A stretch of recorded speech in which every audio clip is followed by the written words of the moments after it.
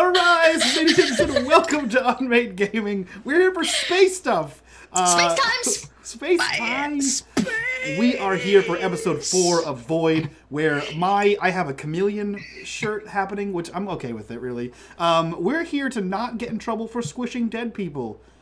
Context. Oh yeah, that happened. That happened. I resemble that remark. You do. You sure do. That being said, if you want to support our habit of crushing dead people, please go check us out on Patreon or subscribe here on Twitch. If you want to talk about that habit, please go join us on Discord. And most important announcement of the night, in the bottom right-hand corner of the screen, you will see the corruption bar that serves two purposes. Purpose 1 is when that bar is full, Dot gets to do whatever the hell she wants to us in this spacey madness. But more importantly, every single dollar that goes into that bar goes back to these wonderful, beautiful, amazing players here that you see before you. And that's it. That's all I got for you guys. With that, I'll turn things over to Dot to take us into the third horizon. As of last week, I have 9 darkness points. Cool. I'm gonna get it just a little closer so you can all see my note. Cool. 9. Thanks, Mike. Okay, 9 darkness points. Okay, rude. Yeah, hashtag blame Mike. Okay. I was thanking you. That can't be rude. okay. When you say it like that, it's rude. Pretty spot on. Okay, let's see how this is gonna go. Last week was an interesting one. We had a chance to see our 4 folks. I'm gonna call them folks because I don't know that you've appropriately earned the term of hero yet or adventurer. Really, you're just kind of. We didn't do anything. I don't know that we're going to. We learned a lot. These space folks spent some time aboard their vessel together. They had a chance to say overcome some radiation poisoning, to shower off much needed. But we learned some things. Each person kind of took a moment to breathe after what was a little bit of a difficult task getting on board the lost ship of Ghazali. And now back, Sewell found an interesting puzzle, we'll call it. As it rolled across the bathroom floor, it showed an image. Tao found something out as well. The icon carving that she was given seemed to be placed upon a base that actually came apart and was some kind of smooth, rounded stone. The purpose still is unknown. Some fixing was done to the ship, and we had a chance to you guys in chat. I'm gonna have to turn your chat off. And I'm not talking about you chat, I'm talking about their chat. Green Room chat. They're breaking me this week already. We hadn't even got started yet. Look at Mike, coy AF. We had a chance to do a little diagnostics, I guess you could say, to try to rewatch the footage that came off of the Ghazali ship. Things we walked away with. That there was definitely some kind of massive explosion. That whatever happened as the colonial freighter entered before the Ghazali broke it in two. Half of it made possibly to its destination. The other is probably what knocked this vessel off course towards the massive star. And let's see, what else we. Oh, and by the end, we made it aboard a station with a rough landing, we could say, which we found out later on was because they were moving what seemed to be coffins, actual ones, holding bodies of people across the gangway, in which Tal unfortunately smashed her roomies. They couldn't feel it. They could not feel it. Wow. They could not feel it. There's that bedside manner. But we've made it. You have made it aboard the Hammurabi station, which is the portal station here in this sector. As most portal stations, you are all somewhat well-traveled, though maybe not wise. Yeah, I saw all your faces. You know that these stations are oftentimes final locations for a lot of people's lives. A lot of commanders will get assigned to them for their lifetimes. A lot of these portal stations will serve as trading depots for some of the smaller star systems. This one in particular seems to, and it's relatively well known, serves an ice mining colony that comes off one of the nearby moons.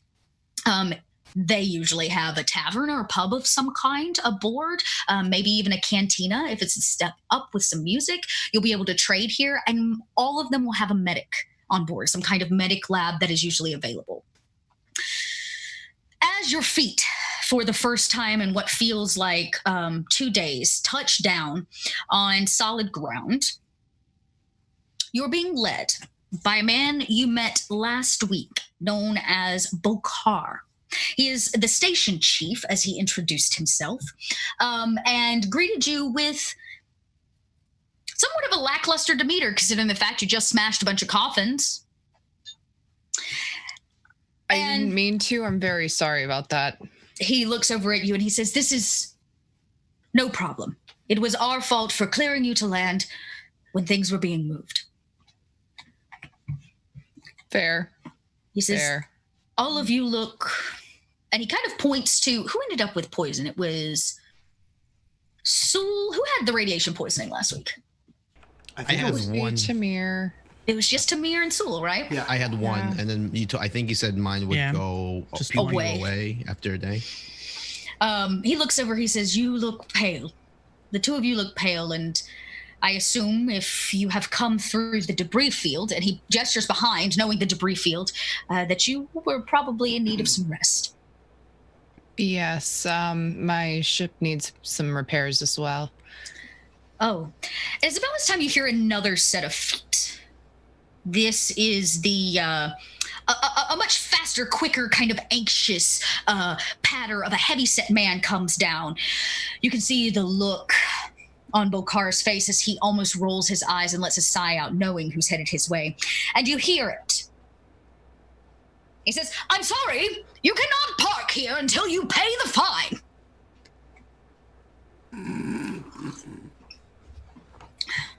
"Do you find something funny, sir?" No. You, that's fine. I'm not the captain. How much is the fine? That is a good question.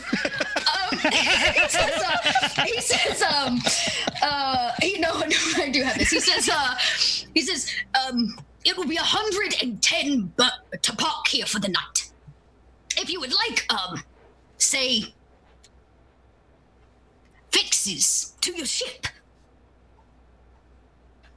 I'm more than happy to oblige for, say, another 50 burr." I immediately look at Sul and I say, "Well, does this count as incurred costs under our arrangement?" Sure. Perfect.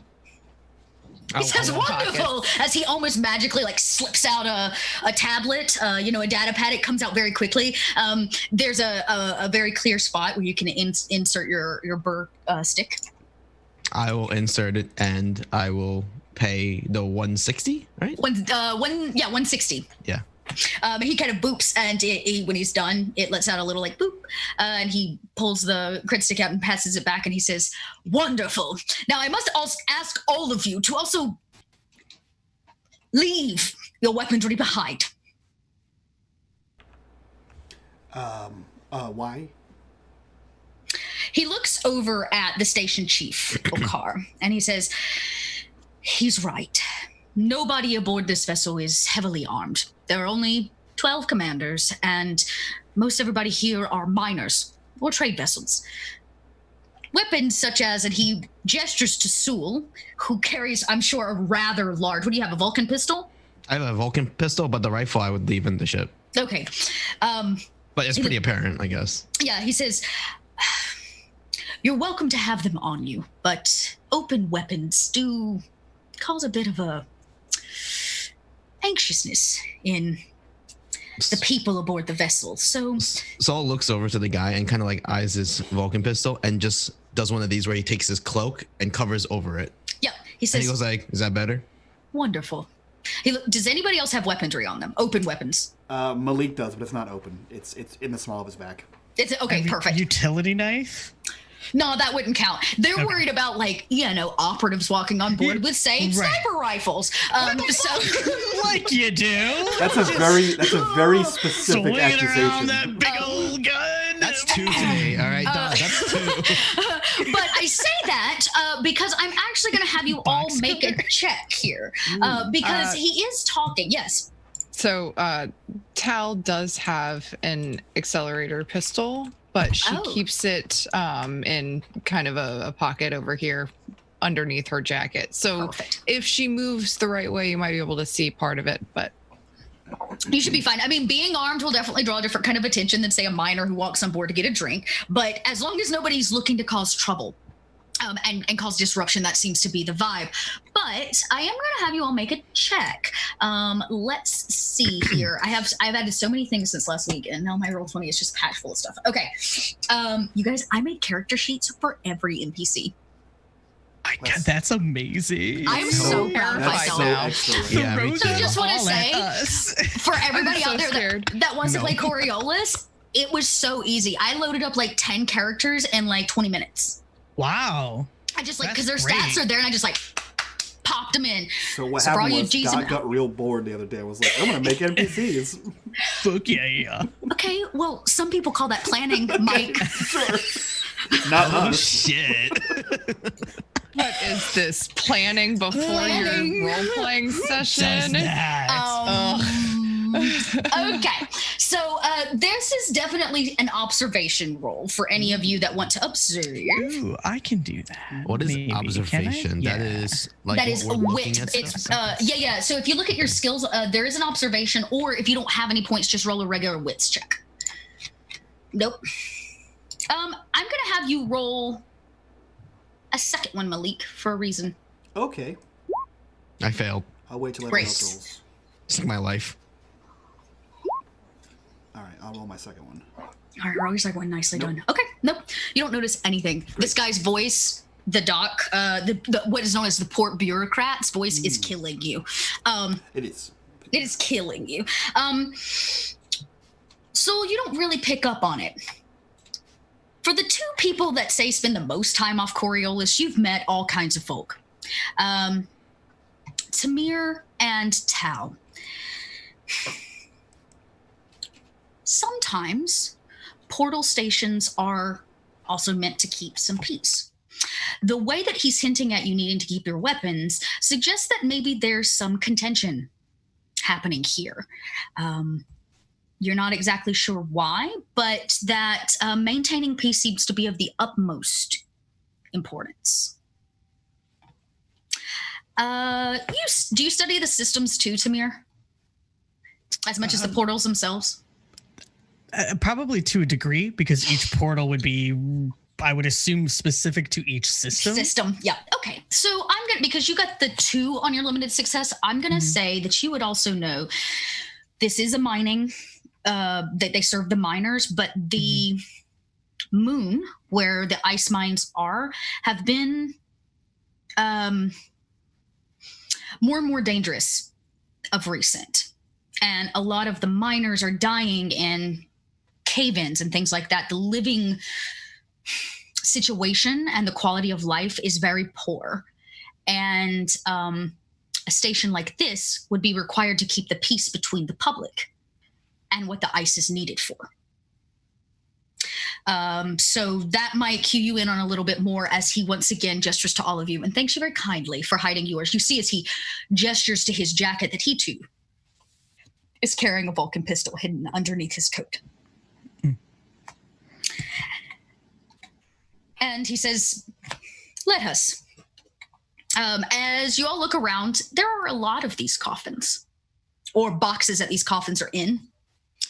They seem to be steel crates. You only smashed one, though there are now a couple of them like underneath and turned on their sides where people dropped them when the vessel came in, when the Defiant landed. And it's about all you see out of all your observations. Luckily, they were smart enough to move. They were smart enough to move, leaving this behind. It seems that the coffins are being unloaded off of, let's see if I can give you the vessel's name, because that would be just right there on the side. It's labeled the Corsair. Oh, I love Corsair. Me too. Hashtag not sponsored. Yeah, right. My new power supply is Corsair sponsoring. I mean, if you're out there, though, and you like role-playing games. Right? Corsair makes it all the way to space. But yes, so this seems to be, the vessel's labeled Corsair, and though all of them are now off, you can tell that that's where they were unloading them from. Is it common for there to be this many? This is out of character, obviously. Is this common for us to see this?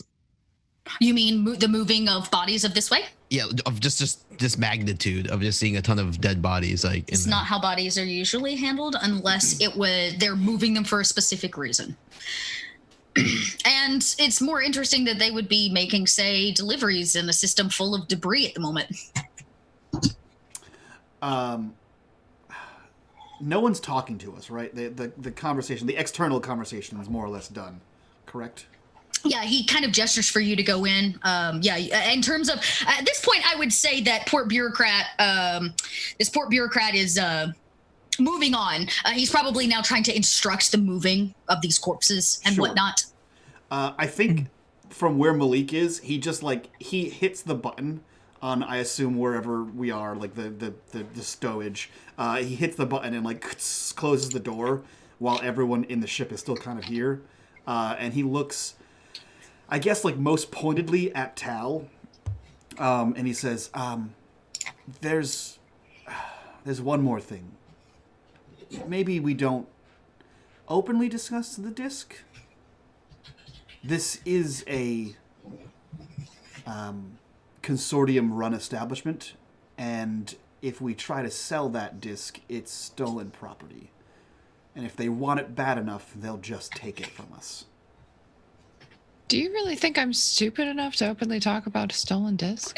I've honestly known you for 48 hours, so I don't know. I'm just putting it out there. We shouldn't talk about the disc. In case someone had a bright idea to possibly turn it in or sell it or any of the things. And he kind of just looks around the rest of the crew. That's it. That's all I had. We probably should turn it in. Something about what's going on here, though. I don't like it, and I'm not sure why. Okay. Does Malik like anything? Being at home. So? Wow, Joey, shut up. So you would all know, you could walk and talk probably. I do have in your Roll20 a nice little kind of map of this station. Pretty. It is. There's, of course, the exterior above. For all of you at home, the exterior of this vessel, it probably holds about 120 to 130 people on a good day, unless, of course, if it's like an off season. There's some colonial commanders on board. You just met one. Since he's only the station chief, you would know that there would be an actual commander above him, though you've not had the pleasure of meeting who that is yet. There would probably be a few places to dock. There's 6 or 7 places where some small vessels, some larger vessels, so forth and so on. Below, you'll see kind of a side view of it, and it shows you the different places on board this ship. As soon as you enter the first set of doors that slide open, you walk into a dark steel chamber. It is kind of long and narrow and seems to probably open up somewhere near the end. But there's an actual map for you because this is a place where people live and visit. And you can see it. It looks very similar to the one that I presented you, which shows you where the landing docks are. You guys have, let's say you've probably landed at landing 1, I would think. The larger docks are 2. You wouldn't need to go over there for your ship. There's, of course, the office of the actual port bureaucrat. There would be a cantina and places to eat. Med lab is marked. There's the coffin hostel, which, of course, is not for dead folks. It's for everybody. If you stay aboard, you rent a coffin. That is what you have available to you. And they're in a hostel style stack. It's terrifying. It's like a Japanese pod hotel. Yeah, that's exactly what I thought about. That's exactly what it is. Just not as nice. There would be... Is there no market area or There would be. That would be part of the what's known as the cantina area would be where shopping could also be done. And then there is an office of the colonial agency here. If you wanted to run the disc or have it opened with, say, an appropriate colonial passcode, you could do that aboard this vessel. Stop giving him ideas. Yeah, Scott. he's just giving you more points. So I see what's going on here. Where would you like to go? Yeah, you guys are just kind of walking is in. the guy still there? The guy. No, Stop. he's left you. Oh, he's First left. stop, med lab. Come on. I feel fine. Tamir obviously doesn't. I feel fine. You're going to the med lab. Yeah. How about, do you want me to take him to the med lab? I can get us both checked out. Why don't we all just go to the med lab? Most of us were exposed to radiation. It just makes sense. Okay. Really would like to get a drink, but okay, let's go. It doesn't take you. Actually, you have to walk through everything. Med lab is on the farthest end of the vessel. I look at the If we map. pass the cantina, I will stop to get a quick drink at the bar. We You do will. pass the You actually pass the cantina. So if you're looking at the map, you guys are coming from here. You're going to come in and enter. This is kind of right before this circular piece here on top where 4 is the like cantina shopping district. And the med lab is just on the other side of it. Okay. So as we're walking through that area, like past the cantina, Tal just disappears for a few moments. I assume that she was probably walking behind everybody else. Okay. She was last away from the ship. Do you want to do it stealth? Do you want to actually do it with stealth? Yeah, fuck it. Why not? Let's see Hell yeah. how well I can sneak away from here. So yeah, you can roll that up with a this isn't a proper infiltration. This is just a dexterity, I'd think, to be quiet enough to not be seen. I don't have any dexterity. So just agility. Mm-hmm. Okie dokie. I've got pretty good agility. Okay, There a we limited go. success. If anybody would like, you're welcome to make an observation roll. If you don't think you'd be all eyes on Tal, I will leave that up to you. Can I help Tal sneak away by just like maybe like trying to like push Malik off? Like, no, Malik, I am fine. I feel okay just because I look. You're going to the. Oh, This is God. this is a manipulation. Okay. This is a manipulation. If not, then you can make an empathy roll. I think Saul would he would be observant, but he might not say anything. So should I roll for it too, or? Yeah. Mm-hmm. So if you want to try to trick everybody, you can roll the manipulation. If you want to see it happen, it's an observation, which I is wasn't tricking anybody. It was genuinely vomiting. Like it was the perfect distraction for proper. Tal to Great. leave. Okay, go ahead and roll that up, Sewell. Oh, you did another limited for the observation. Out of the corner of your eye, you think you see Tal step away, but it's quickly your vision is brought back to Tamir, who is actively vomiting in the middle of this space. So it is a very, very open area. There are a lot of stalls, I think is the best way to describe it here. Let's see if I can't actually give you the... There it is.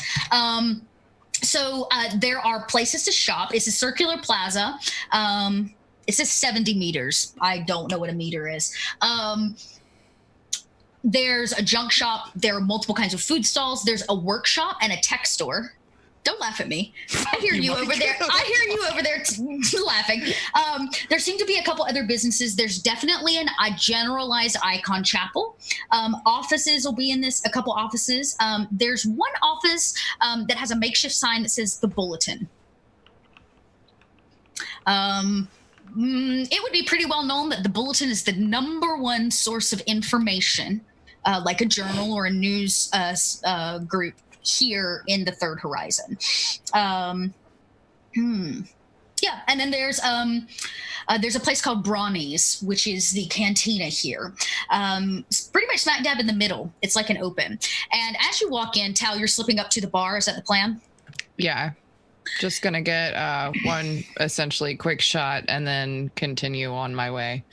As you get closer, you are met with the sounds of music. Beautiful music plays from actually a live band that sits in a centralized stage. The bar itself circles this stage, and there's almost like a gutter that runs around it where the bartenders can walk. But smack dab in the center is a dancer. And she's beautiful. Her dress is black and white. She's extremely tall, probably close to 6 feet. She's by no means a small woman. Her face is covered in black and white makeup. I might actually be able to show you guys a picture. She has a shaved head, but she wears headpieces around her ears and face that make this kind of almost bird-like peacock looks to her. What is left of her hair runs down the back in massive braids that have tassels and pieces that hang from them. Her dress is skin tight. It fits her like pouring oil down a statue. And she dances. Her body undulates and moves, and everybody in the cantina is all eyes on her. Her black gloves go all the way up to her elbows, and she's in the middle of slowly removing them. While I definitely have an eye on her, I will continue to get my drink because I need the drink, and then I need to go make sure Tamir's okay. The bartenders are currently watching her, and they've not noticed that she's walked up. Everybody else sips. Most everybody here are minors. You can tell by the kind of frozen purple areas on their bodies that have been bitten by the cold and the ice, where they have long-term frostbite. They look tired and worn, many of them thin. Looking around the area, do I get the sense of it would be extremely disrespectful to interrupt by getting a bartender? The music is rather loud. Just like you could interrupt. It's their job. They just happen to be distracted. That's fine. I'll kind of get up close to one guy and be like, "Hey, could I get a drink, please?" He kind of adjusts. He kind of looks one more time to get that last look. He says, I'm terribly sorry, ma'am. How can I help you? Yeah, just a shot of the heavy stuff. Heavy stuff. Yes. Mm-hmm. Right, heavy stuff. And he kind of turns around and then like grabs a bottle and pours a glass and slides it over to you. He says, that's gonna be a tuber. All right, here you go. And I hand over my crud stick. Boop, boop. He kind of like, puts it into a slot in the table, like the actual bar itself, pulls it out. It charges you the 2 cred. No problem. I put the crud stick back in my pocket. I pick up the little cup that he's given me, and I kind of turn my back and lean up against the bar, and I say, "So what's her name?" He says, that's Amira. Amira. Mm-hmm. He says she's been dancing here for a few months. Yeah, I get that. That's cool. All right, well, you have a good day. Take my shot, put the glass back down on the table, and I head over to the med lab. Great. He goes, once again, keeping an eye on her out of the corner of my eye. Roll an observation as you keep your eye on her. Ooh. Okay.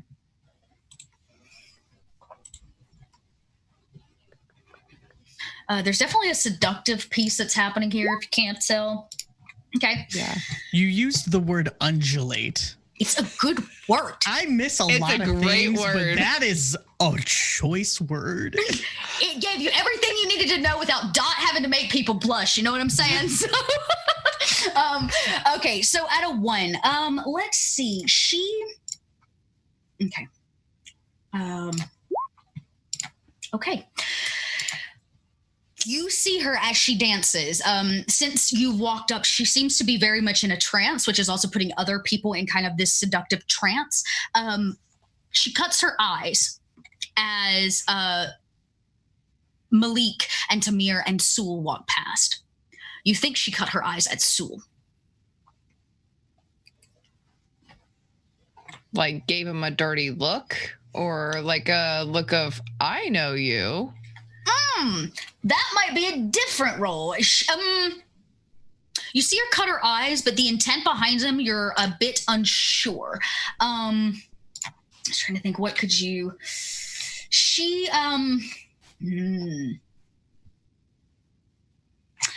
definitely not a dirty look. It's not like a bitch face look. She's not cutting them like dirty eyes. It's almost a look of recognition. Okay. That's what I was. It's I a was surprise looking for. glance. It almost catches her off guard. She double takes in a mere moment, and then she's right back into her trance to, of course, not lose her audience, which is already tossing hard burr at her feet. You can hear it tinking on the ground beneath her as the music is coming to some kind of completion. And as you walk away to join them, Tao, there's a small applause from the plaza. Awesome. I will hurry up back to the group and hope that nobody noticed that I was gone. Noting Tamir's vomit a few feet away and avoiding it. As she joins us, I would like to immediately just look back at her and just kind of like give her like that glare of like, that was quick. And then just kind of like, not verbally say it, but like you can tell in his eyes, he's like, wow, that was fast. Good job. And then just goes right back to walking forward. Nice. There's a big door at the far end. You actually have to walk down a small hallway to get to it. It seems isolated off from this centralized point of the station. It's labeled Medicurge, which of course you would know. Underneath it, it has a name. It's Chief Lamara is her title. Lumara, technically, it's a U. Lumara. Lumara.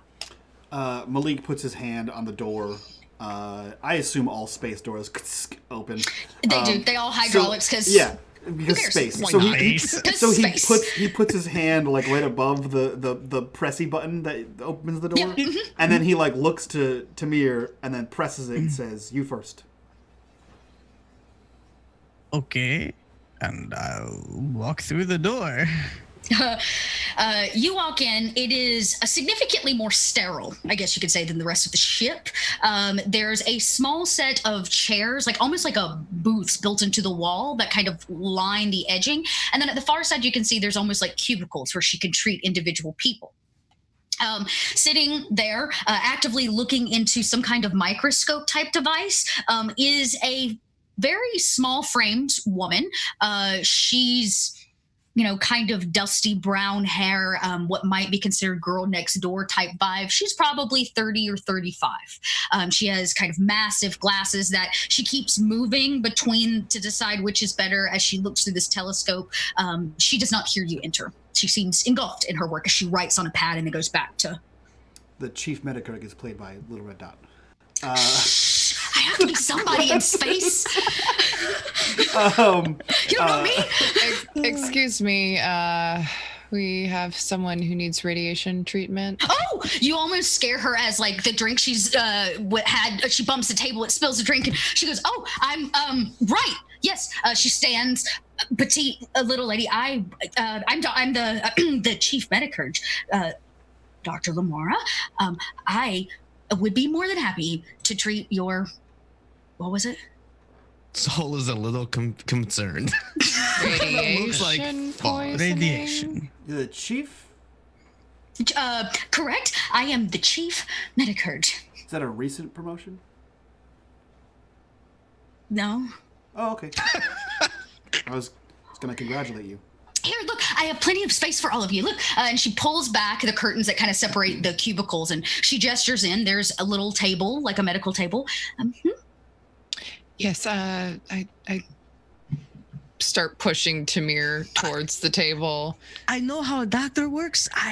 Do you all have to be here for this? Yes. She says, actually, if you have been exposed to radiation, more than likely your friends are getting secondhand radiation. It might actually be a good idea for all of them to be treated. Not that I'm trying to pressure that on you. I know that's not really kind. Oh, they would love to be treated. Soul just kind of gives like a chuckle, like, just to be careful. And she gestures. She says, when was the last time you have seen a doctor? She's got like a pad. There was a pre-flight checks. Oh, you've recently come through the portal. Yeah. Right. Check.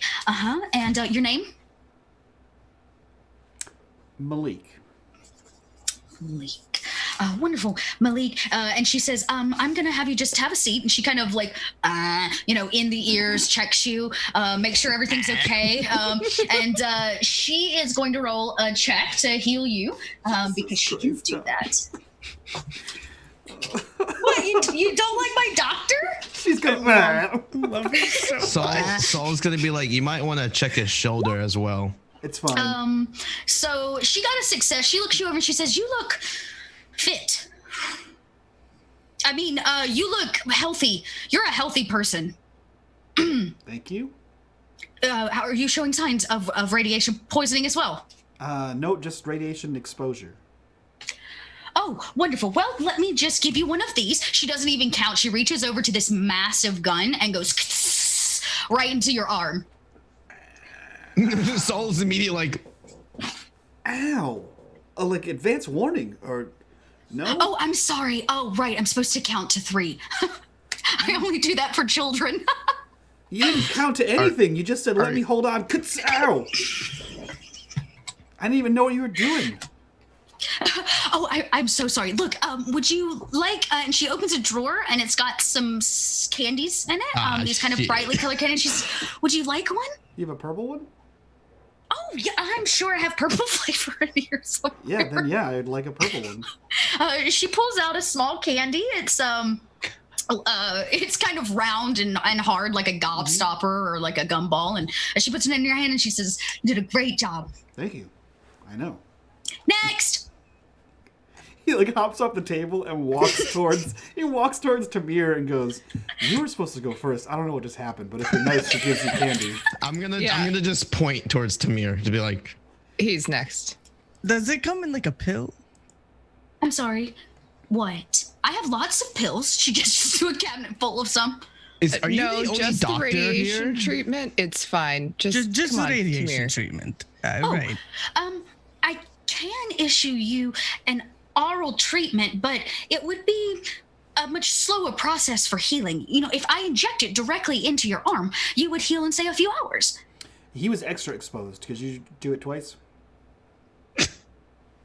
She says, well, actually, see, you only were partially exposed. Yeah. As somebody that's fully exposed, we must go through a different process. Oh. Lay We're down. not I'll show full- you. Oh, we were fully exposed. He's You gonna are look at already Tal fully for exposed, help on Tamir. this one. Fuck Malik. He's looking directly at Tal. Like, What? save me? What? You are a much better doctor. It's I wouldn't call killing me. myself a doctor, Tamir. What exactly are you going to be doing to my intern? So, most of the time, the radiation poisoning will take hold of the blood first and then work its way through the body, oftentimes breaking down the organs. So, I was going to flush his system and give him a fresh treatment of blood. Hey, Tamir. Oh. Blood Well, you transfusion? know, Yes! Are you a what's a doctor? morning blood transfusion amongst friends?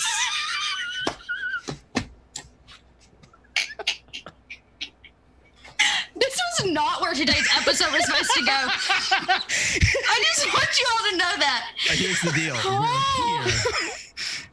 We're here. I think he's fine. There's some times when you say something and you're like, did I just say that?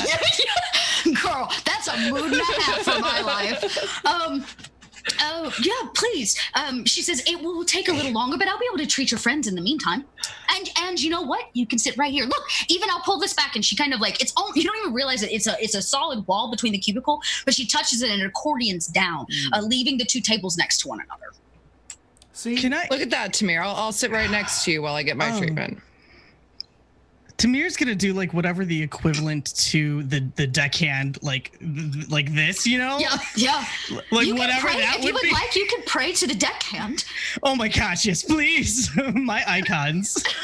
As she treats you, I'll give her the benefit of you Now praying he's to the doing dark icon. points.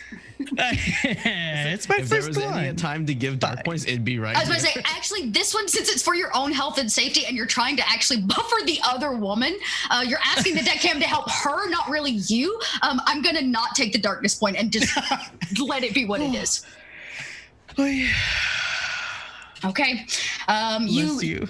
Yeah, you say a moment. This doctor is the scariest villain we've met so far. I literally big, decided creepy that she fucking was monster? going to be this No just problem. happy-go-lucky doctor. What's wrong with that? Yeah, I think love her. Malik's I love just her standing dad. there eating a candy. Like, this is totally, I was in and out. This is fine. So she opens up save the leftovers for you, Malik.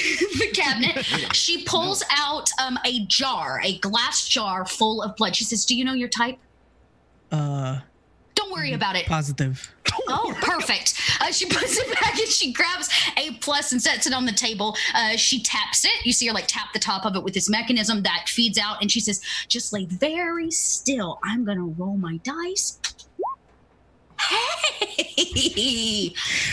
That's a good dot laugh. It is a good, and she kind of like, there's a moment, she says, "This is gonna sting, kind of just a little boop," and it kind of feeds in, and there's a moment, she says, "Now we've got to tap out," and she brings an empty bottle. And there's a moment where you're kind of laying there, you feel some kind of lightheaded, I'm gonna be honest with you.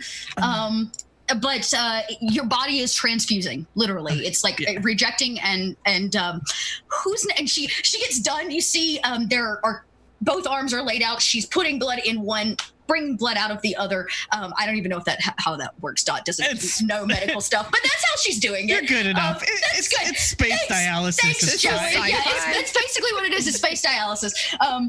And she looks now over to Sewell in town. She says, "Who's next?" I guess I'm next because I said it. Although he was the one actually exposed. I wasn't actually exposed to radiation. Another exposed one. This is fun. Lay down. Fuck. Okay. And then Saul will lay down. And she kind of looks you over. She does the same thing to all of you. She checks your mouth and your ears and your eyes and makes sure that there's nothing kind of odd going on there. No sickness, no bacteria. And she looks you over and she says, "Okay, what's your blood type?" Negative. Yeah! She goes to the cabinet. There are one of two things happening here. Either she's not had any patients in a while, or she's literally never had a chance to treat radiation. Saul's gonna lean over. Mike is so tickled. Do you mind if I ask you a question? Of course. A doctor is always transparent with their patients. Are you the reason why there's so many dead bodies in the dock? Oh, no. She says, "No, in fact, those are being brought in. I heard that they were floating in space." I just wanted to make sure you weren't the reason. All right, continue. Negative is not a blood type. Negative is not a blood type. I'm not gonna lie to you. I don't actually know what like. I thought you said O negative. I was just gonna go with O negative. No, I'm negative. That Excuse was me. my favorite part. I knew exactly what Dot thought, but I was like, clip that. Oh, God. Is O negative an actual blood type? O negative Yes, is. yes. Okay, It's good. AB, And O. and O, Okay. and either a positive or Negative. a negative. Okay, yeah, I'm negative. Thank you. Negative. Great. Well, It's a new one. It's a new one. It's space interesting. blood. She says, "Well, the good news is I have some of this." And she pulls a vial over and she says, "This can be dropped into any blood and to make it usable with any blood type, just in case, you come on board and you don't really know what your blood type is." How is that possible? Do you really want me to explain the science to you? I just want to make sure it's real. She says, "I'm a sanctioned doctor. I've treated a lot of people. I also..." Okay. So I promise you that is very much real. O is a good donor blood. Okay. I don't know your actual blood type. You'll be okay. Okay. Go ahead. She says, "So yeah, no, the dead bodies, not mine, but gonna be my problem, considering the fact that they're coming in and am I supposed to look them over?" Okay. Has there been a common cause as to why there's so many? Like I said they found them floating in space.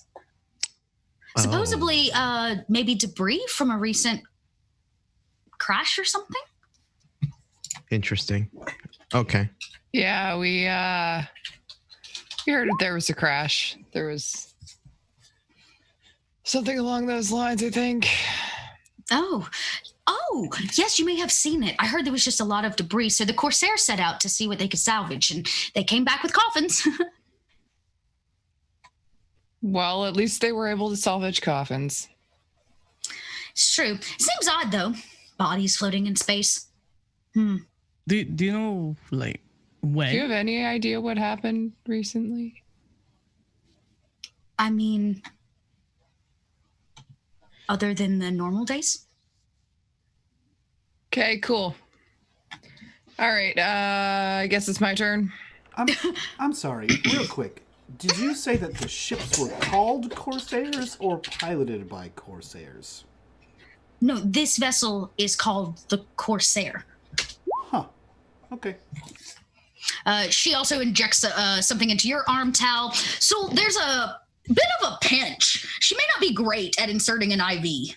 At least it's not as smooth as it was with Tamir. But over the course of this conversation, your blood will transfuse, and I will allow both of you to heal down from your radiation. Cool. Oh, good. After Not that pinch, certain I feel better though. Soul's gonna be like, ow, and then just kind of lay down. Oh, there. she goes, here you go, and she hands you a piece of candy. I'm like, thank you, and I just throw it on the floor. Why would you do that? Oh, not cool, man. I immediately just ignore everyone and just lay down. Like, first you leave a blood trail in my ship. Now you're throwing trash on the ground. He's closed his eyes and just relaxing. You're really lucky that you're paying for all of this. She says, I will this can pick be it a up, very... unwrap it, and eat the candy. It's kind of minty and cold. Not the best after a shot, but it's great. It's fine. And she watches. You guys have a couple more minutes before the transfusion done. You can see like the two jars are beginning to like hit a level point as they're like switching. Yeah, space. Because why not? And our bodies are just vessels. And she says, yeah, I don't know anything. I was stationed here like 8 months or 9 months ago. This is a much better station than I was on. Which one were you on before? That's a really great question.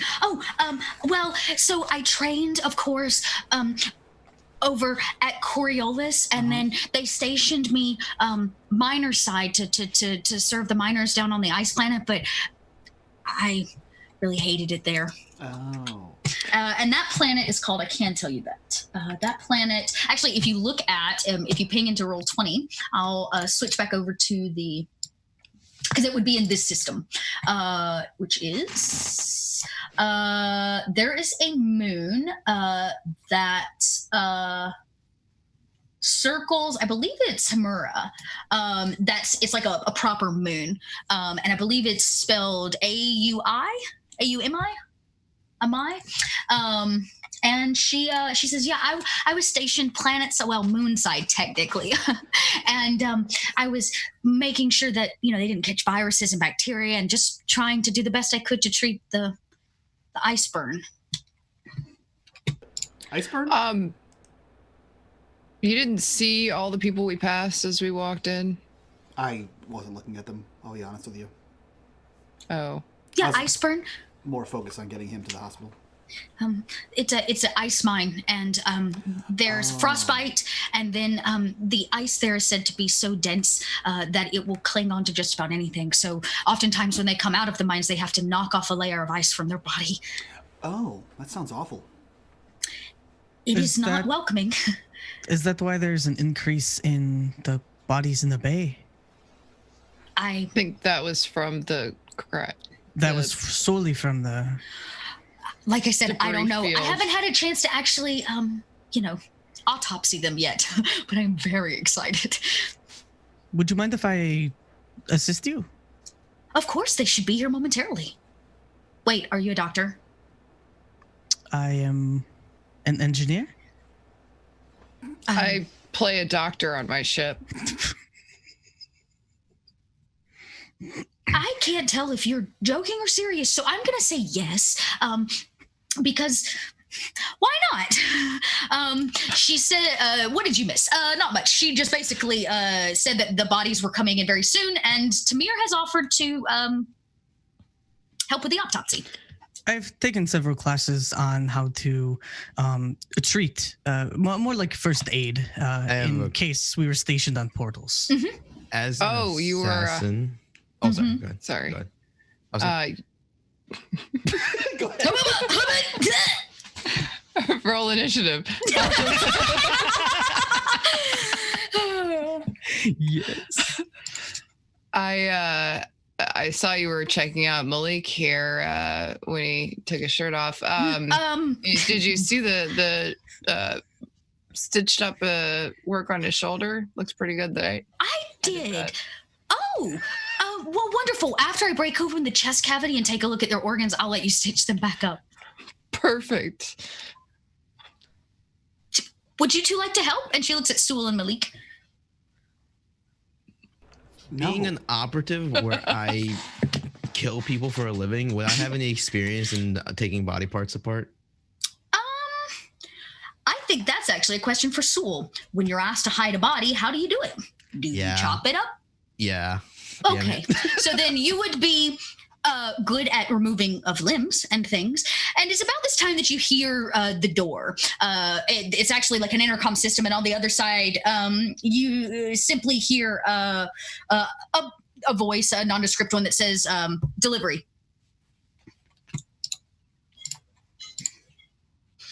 She simply says, come in. And they open. They have a kind of floats, actually. It's almost like a U-shaped trough that they have laid 3 bodies in. It kind of comes into the space. And she says, oh, wonderful. Would you two, the 2 officers that are there, mind putting them here, here, and here? And she gestures to the 3 empty tables. About this time, Sewell and Joey, you would be, I'm sorry, Sewell and, oh my God, I'm Samir. Sewell and Samir. She would be like removing and kind of bandaging you up. She puts little, what is basically like second skin over the 2 holes.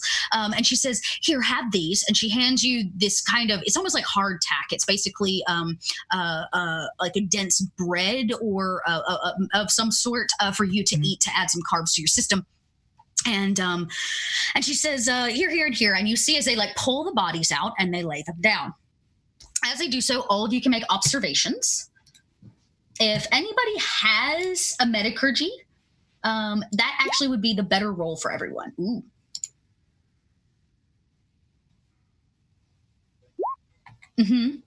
Ooh. Oh. Okay. Oh, I see what's happening here. That was okay. Okay. You're a little woozy, Tamir. You don't see a whole lot other than the fact that they're actively laying bodies, like dead bodies, out on slabs.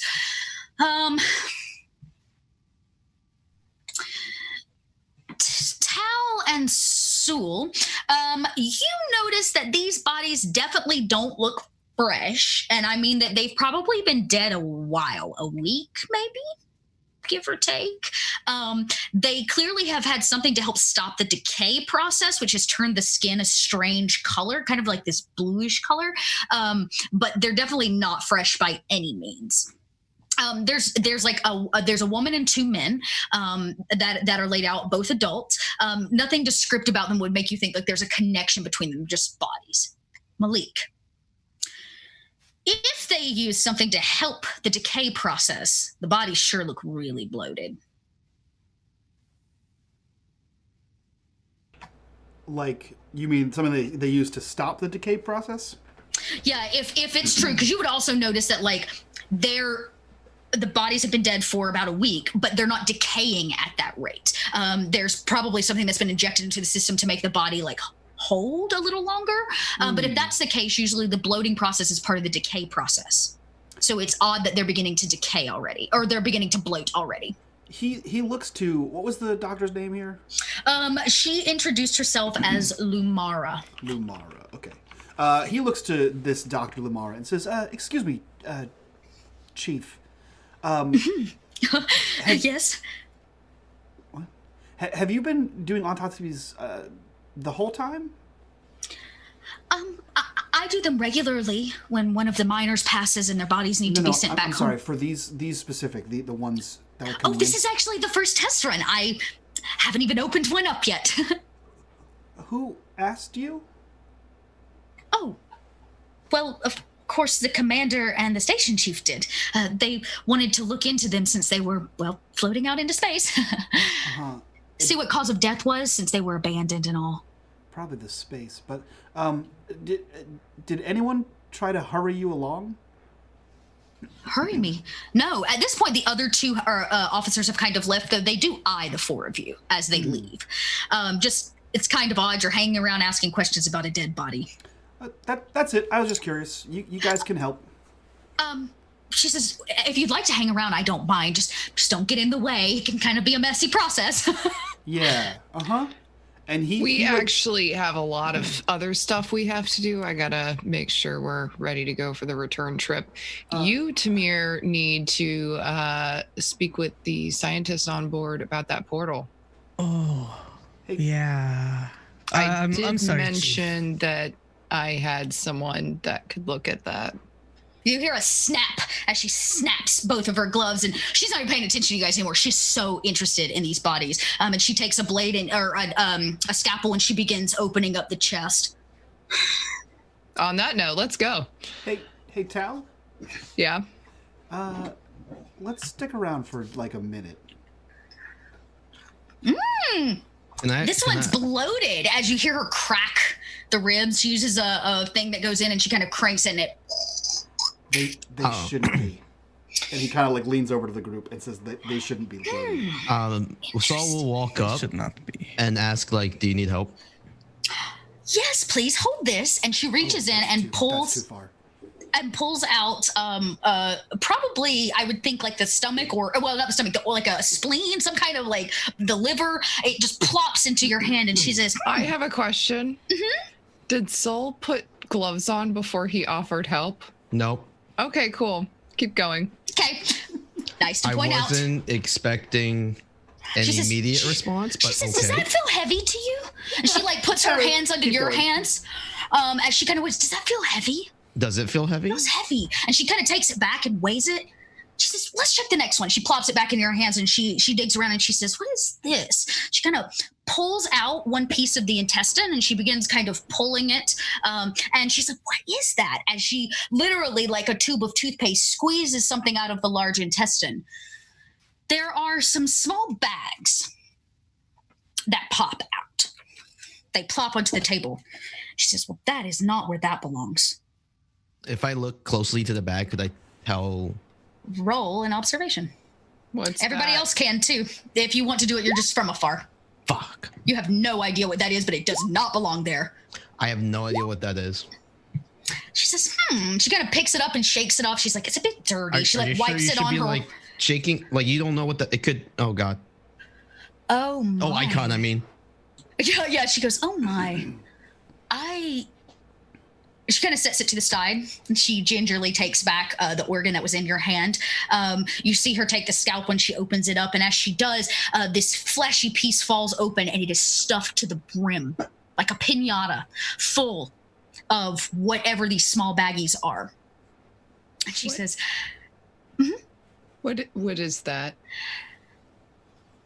I, for the first time, don't know that I can be transparent with you. I must speak to the commander before I can officially make a statement or even share it with any of you. So I'm gonna have to ask you to leave. Yeah. Cool. Hey, Doc. Were Yes, all the bodies transported in by the Corsair? they were found, yes, and have been brought in. We have about 12 of them. Can I wash my hands, please? Oh, yes, right over there. And she points to a very deep steel sink. But Now- exclusively by the Corsair. Well, she says the first one, in fact, bumped into another vessel just a few hours. She kind of counts back. She says about 24 hours ago or so. After that, what was it? That horrible rundown cruise liner came through. Yeah, and then they said that they collected it because it bumped into their ship, and then the Corsair went out seeking more of them. Uh-huh. While they're talking and I'm like walking away, how many of those bags are apparent? Right now, you see what is probably about 2 pounds worth of this reddish powder collected is in it? all these small bags. Small bags. It's like They're a small bags? Mhm. Am I facing like her back? I mean, she's talking. If you would like to try to kind of take one, you're welcome to. This is going to be a. Well, let's see. This is a. I would take an infiltration on this because that's kind of what it is, or you could do a dexterity, whichever one you want to. I'll do infiltration. I'll give it that. I'm trying to. Okay. With a solid 6. Well, she's not terribly observant. I'm going to be honest. And she fails. She doesn't see you as you snag a bag. Is that the goal? Yeah, I would probably. I have like pieces of cloth that kind of just drape over. Okay. I would quickly just try to rip one off and just coat it so that the blood of the. I'm assuming these bags aren't cleaned, so I'm gonna coat it around, wrap it, and just quickly palm it in one of my secret pockets. Okay. Yeah, you kind of slip it in. She has no idea. She's still talking to all of you. And I would just go wash my hands. Yeah. She goes, I really must ask you to leave, though, until I can secure this, and I guess they can decide. I enjoy all of your company, and I really appreciate you coming to see me. Doc, have the station commander come to you. Okay. And he just kind of shrugs and starts to walk towards, like, the door. Mm-hmm. And she says, if you're looking for the portal master, it's that way. And she kind of points, says, are all of you leaving? Yeah, yes. I'm going to follow right behind. Yeah. Yeah. Okay. And you kind of pitter off. Yes. Oh, just waving. Oh, you just Bye. waving. Okay. Yeah, bye. Oh, bye. She says, bye. Her hands are covered. Thank you. Bye. Enjoy your autopsies. Don't hesitate to come back. No, we won't. Okay, bye. Bye. Guys. As the doors clamps gently. Guys. That was a smuggle. I nudge at Malik, and I don't show it, but I show the shape of the bag that's under my robe. Why? And then I just pull. I don't know what's in the bag. I don't care what's in the bag. Those were smuggled. This is we did not see any of this. Yes. We don't need. This is not us. Why? I thought you were interested in this. Nope. I'm pretty sure those Corsair pilots are just being very obvious about their ship name and their pirates. And Should I put this back? It's too late now. That's yours. Okay. As you you have no choice but to go back towards like the centralized area of the cantina.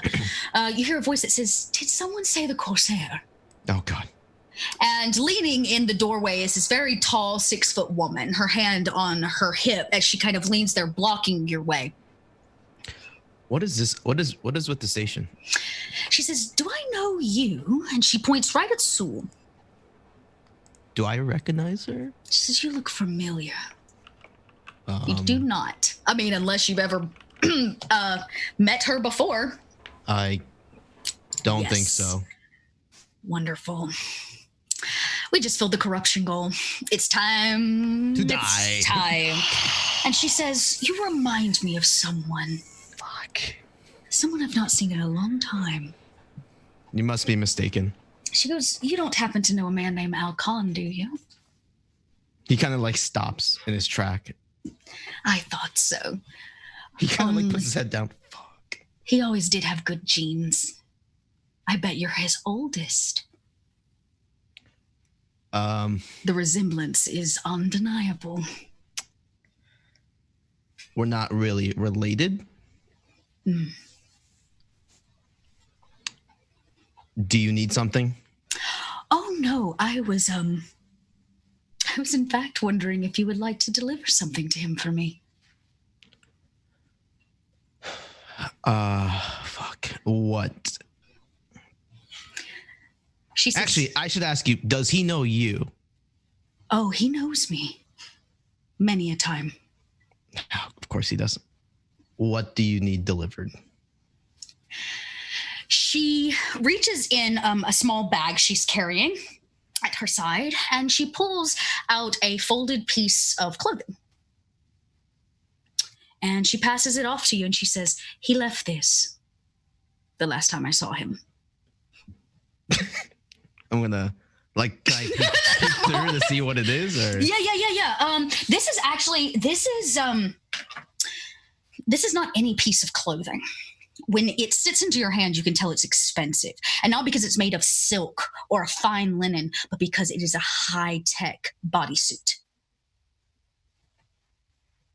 And you can make... Ooh, this is interesting. I'm going to say this is going to be a wits roll, just a flat wits roll to note what this is. It's not an observation necessary, just a wits. Okay. As an operative, You've only ever heard of them. And I want to make sure I tell you exactly what it is and the right thing, because it's a good one. I feel like Saul is having a poor response to the fact that this lady just said, "Your dad left his clothes here the last time I banged him," and then just return these, please. Did not say that. I Here's mean, the thing, though, like, Many a time. I mean, But the thing subtext. Dot. is more so he's kind of like over it, because this is probably not the first time this has happened, and you have to play errand boy. Mm-hmm. Oh, I thought you meant. doesn't I have thought you meant he most encountered. She hands it to you. Damn it, my dad bangs too many ladies. So And sick of him. she says, this, of course, is just the suit. If he would like the gloves and boots back, Just the top. he can retrieve those himself. For a minute, like Saul's like disgusted, but then something clicks in his head. It's a spider suit, is what it is. I have no idea what that is. As an operative, you should. It's a suit that allows you to climb walls. So it's my dad's. Like it's. Mm-hmm. Fuck, damn it. Okay, that's so cool, but It gives you a +3 to your dexterity. I know, and but yes, it's my your father was dad. wearing it the last time he banged her. I know it's. Oh, okay. So Dot. This, for all of you, this is called corruption at its finest. Do you wear your dad's sex suit because it gives you a +3 to your dexterity, or do you return it to the man who appropriately wears it? he's like Saul's trying to like clip hold that. back. He's Like he holding wears it back his for disc. sex. He's like on the ceiling. It's not an operative thing. It is only a sex suit. This is American Horror Season 1. You are ruining my life right now. Okay, for the record, I asked before this show if it was okay for me to portray your father in a not very kind light. That's Oh sad. God, I can't wait till you get to my Shame his parents. father. Oh, God. Saul's gonna ask, when was the last time you saw him? Just the other day. See, no, it's been a while. This is not Spider-Man, Mike, or your greatest fantasy. I mean, spider sex Sorry, suit. how old are you? Space horror. Spider sex suit. How is it not?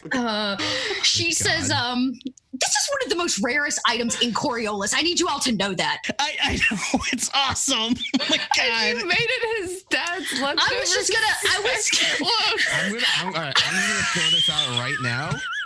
No matter how amazing this is, Saul is not gonna use it. Oh, so you have to use He's it. not going to. It would be a You gotta get Take it it dry on your cleaned. heads. dying Dry clean, please. right Anyway, now. so yeah, he asking, when was the last time you saw him?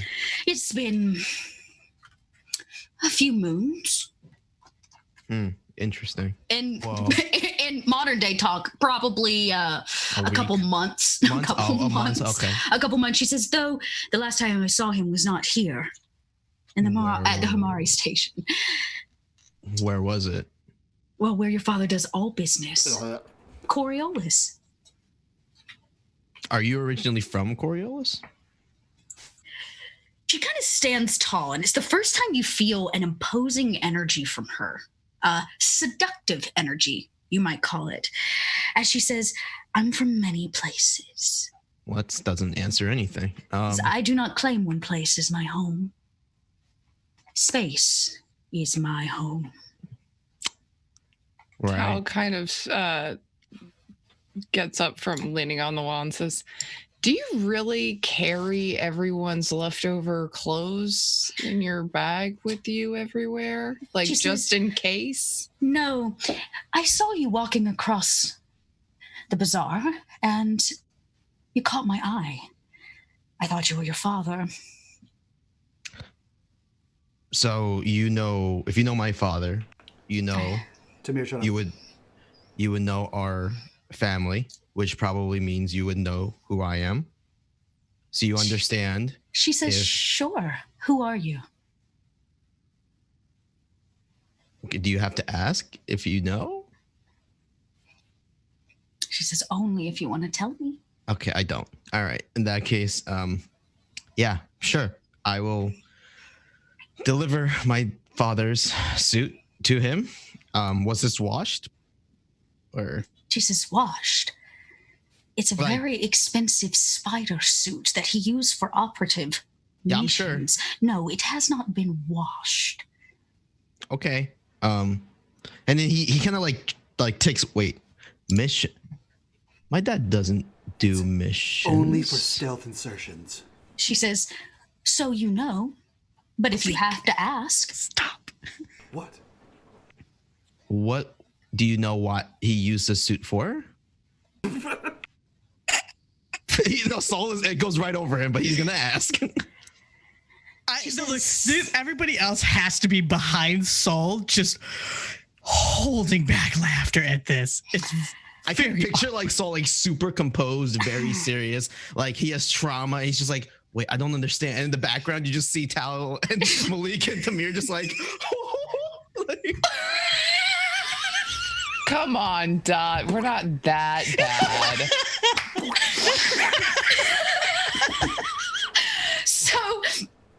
So the truth, for the record, which is the name of tonight's episode, is never going to come out with this group. We're never going to get the truth. She does say, she says he did missions, I guess you could say. He once tried to assassinate me. It didn't work. Well, yeah, you're alive.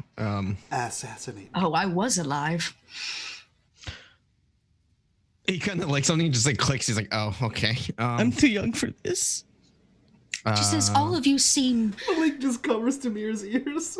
She says, have you never seen a dancer before? Of the Third Horizon? I am, of course, one of the best.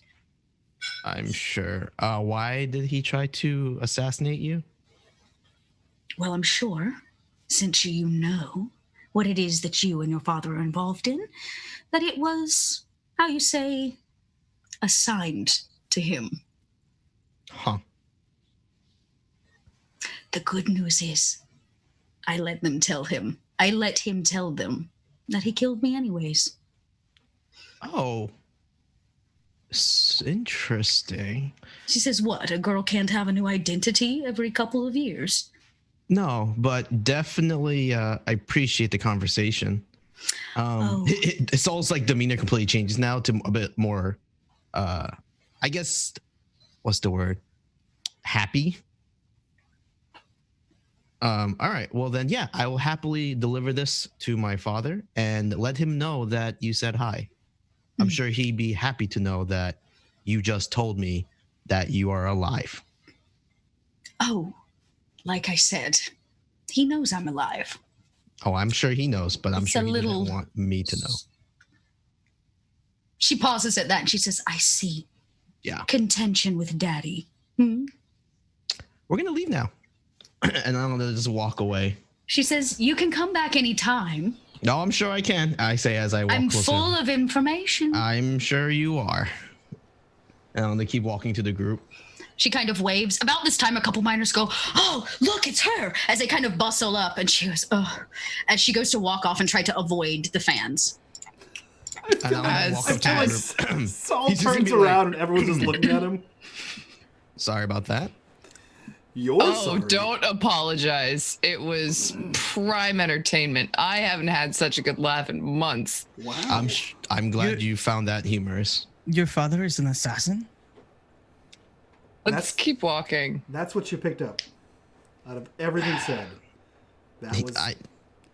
As I'm gonna lower my voice and like go to Tamir and I'm like, it's pretty obvious that my family runs in some aggressive business and taking out competition is one of his forte.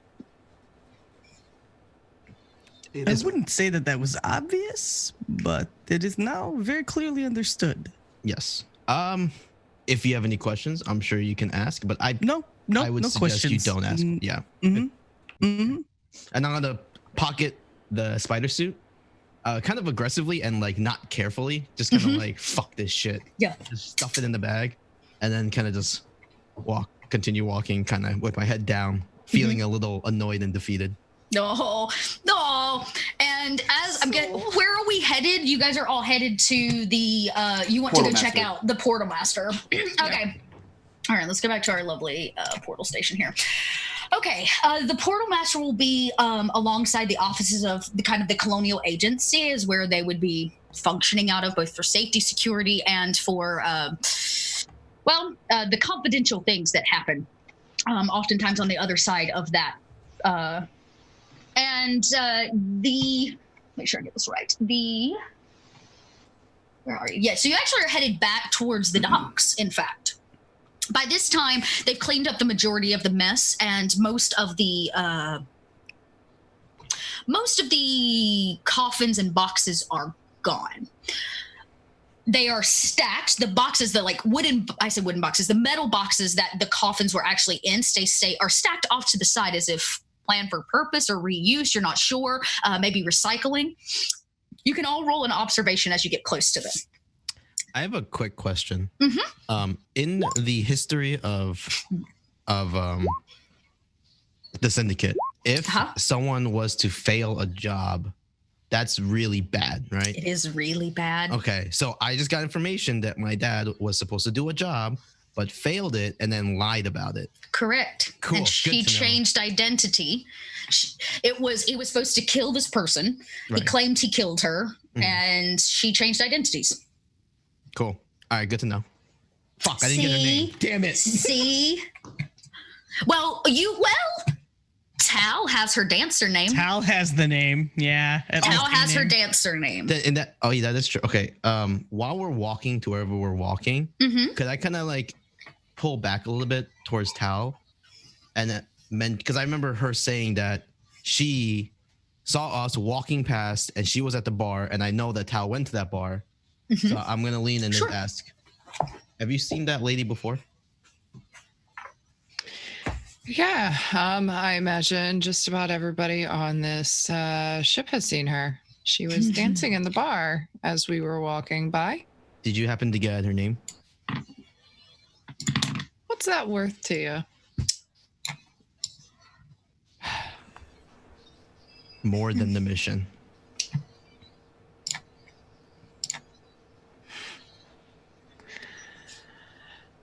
I got her name. What do you want for it? At this point, Soul is very just he's not serious. He's just monotone. He's very just emotionless. Well, let me think about it. Yeah, he kind of grits his teeth a little bit. All right, and then continues to walk.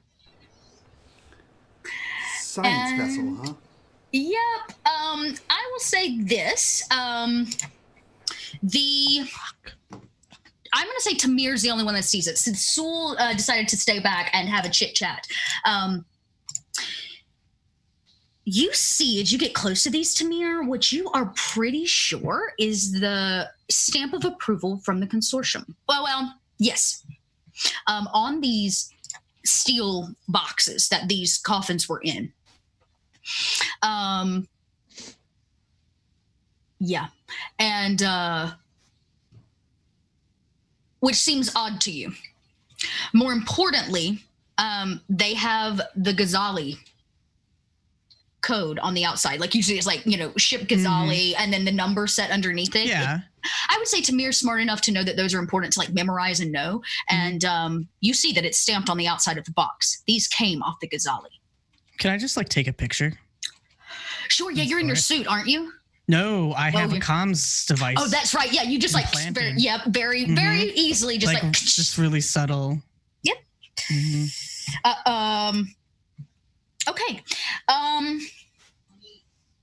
You guys make it over. There's a door, obviously, that leads into a much larger area with which you are going to assume has multiple offices, as well as the main kind of navigation station, we'll call it here aboard this space station. So the door opens and there is a reception area, an actual desk to stop you. There is one colonial trooper who is actively armed. Gun out, and he just stands there. He doesn't even flinch when all of you walk in. There's no danger, I guess you could say. And a young boy, probably not more than 16, says, hey, hi. Hi. How can I help you? We are looking for the portal commander. Oh, there indisposed at the moment. You usually have to make an appointment with the portal commander. They're very busy. An appointment with the portal? The portal commander. I liked it. I was going to ask, is there any way we could make an appointment then? He does not like your jokes at him, and he looks down. He says, I think you could joke. It was genuinely fun. I guess you can. Here, and he kind of slides a data pad across where you can like enter your information and ask for an appointment. These kind of things. Who's filling it out? Can I grab it and fill it out? Sure. I say Malik go to reach for it, and Malik just like takes it. Like yeah, you go to like and I just like snatch it out of your hand, like a remote control on a TV. Let me guess. I'm gonna put my hand on Tamir's shoulder and be like, it's probably for the best. Are you gonna data gen it, or do you want to use technology? I'm gonna data gen the shit out of this. Okay, so unless I get some kind of crit here, my goal is to input an appointment as if we already have one. Oh, okay, to like break it and like insert yourself higher up the level. Yes. Yeah, okay. If I get a crit, that might be more than that. Oh, get the crit. No, limited success. It's a success. I could spend a darkness point. I think I can. Hey, hold on. You did not give her a darkness point with this one. Just keep it, please. I was going to say, there's been a lot of failures. I'm gonna go back and count them, but it's fine. Oh, I forgot. Well, you only get them on a reroll. A reroll failure? Only when you use when you pray to the icons for a reroll, or when you use one of your abilities that says give Dot a darkness point. Got it. Okay. So you put your information in. It looks like the next appointment slot, as you move everything down, is going to be in, say, the next hour to 2 hours, give or take. But you hear the door behind the four of you slide open. In it stands a very grounded woman, broad stance. She wears what most travelers throughout space are going to wear. Pants, very simple top, along with like a cargo style vest for protection. And you see slung around her neck and down her side is a very large camera. Very clear it's a camera. And she says, I have been looking for the four of you. That's never a good sign. Is it true you come from Coriolis to come inspect what's going on here? Is the camera on? Like, can I, if I look at it?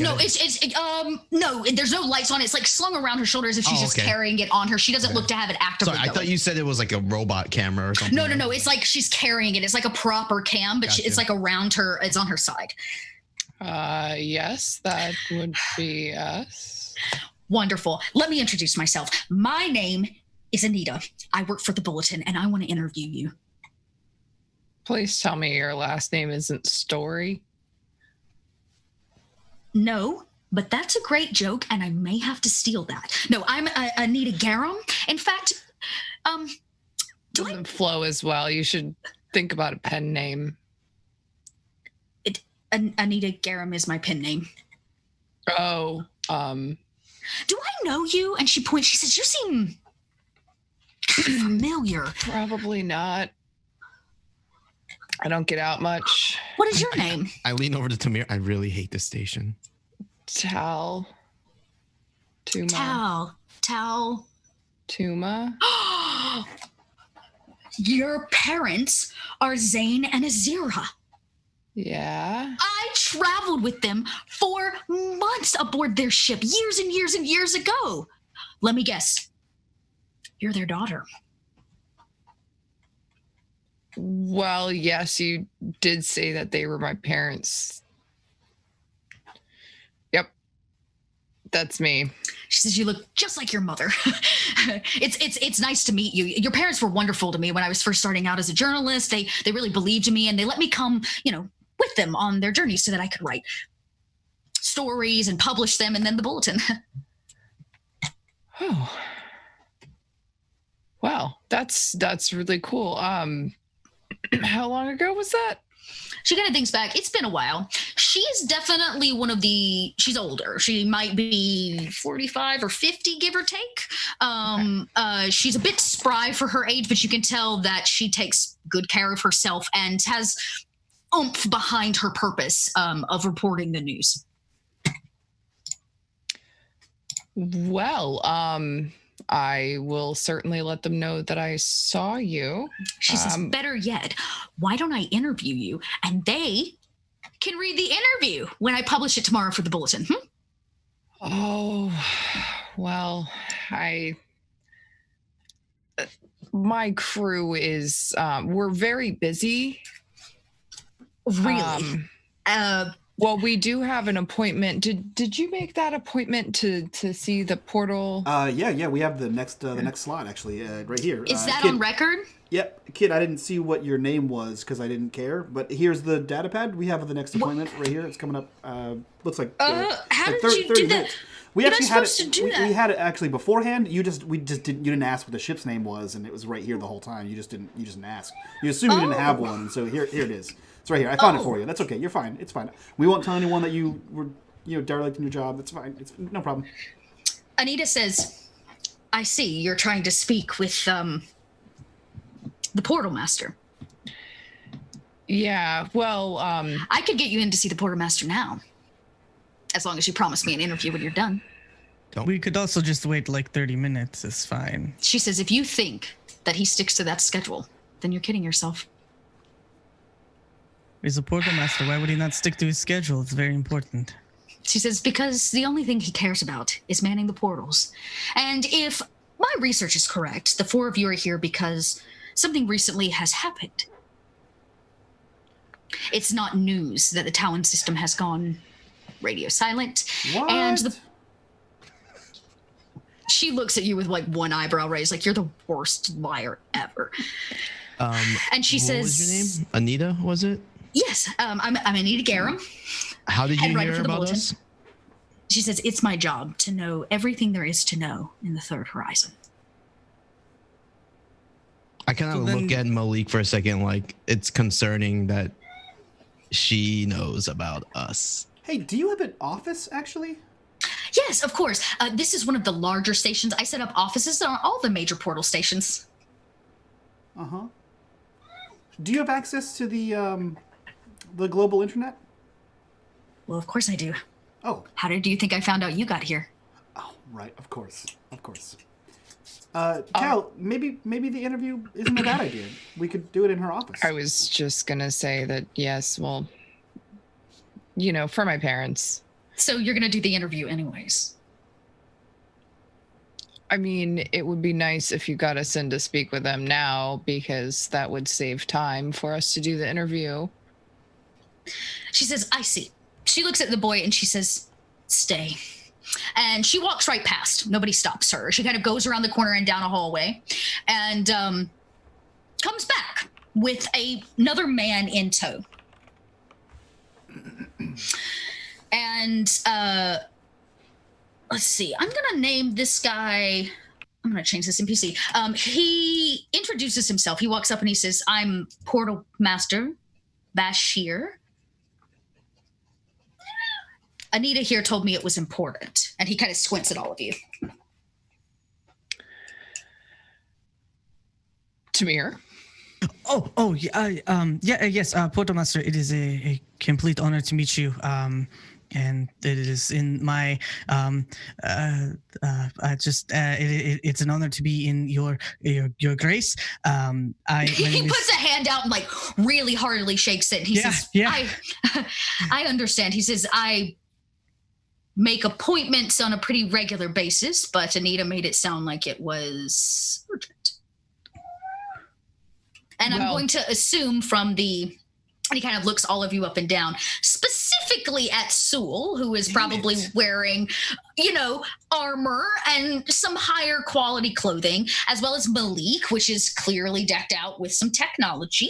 And he says, no technology showing? I have no idea what you're talking about. Mm-hmm, that's what I thought.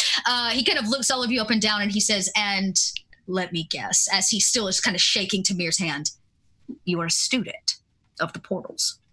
Yes, the engineering school of Coriolis. Wonderful. He says, well, what can I help you with? He says, better yet, let me take you to my office. There are ears listening. And he gestures over to, of course, the boy and the commander or the commando that stands there.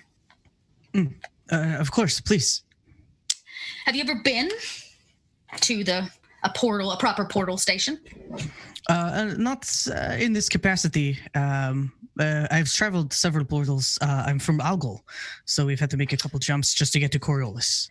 Have you ever seen a station? And he doesn't. He's not gesturing to the station. And as he enters, he gestures to his station, which is a massive half-circle console with a single chair that sits in it. It's got buttons and screens and all kinds of things. And there's a HUD deck that kind of projects upwards where all of this like functions. And you can see there's like, bars of where the portal ebbs and flows and those kinds of things. And he says, no, I mean a portal station. Only in Sims. This is amazing. Like by the icons. He says it's pretty cool.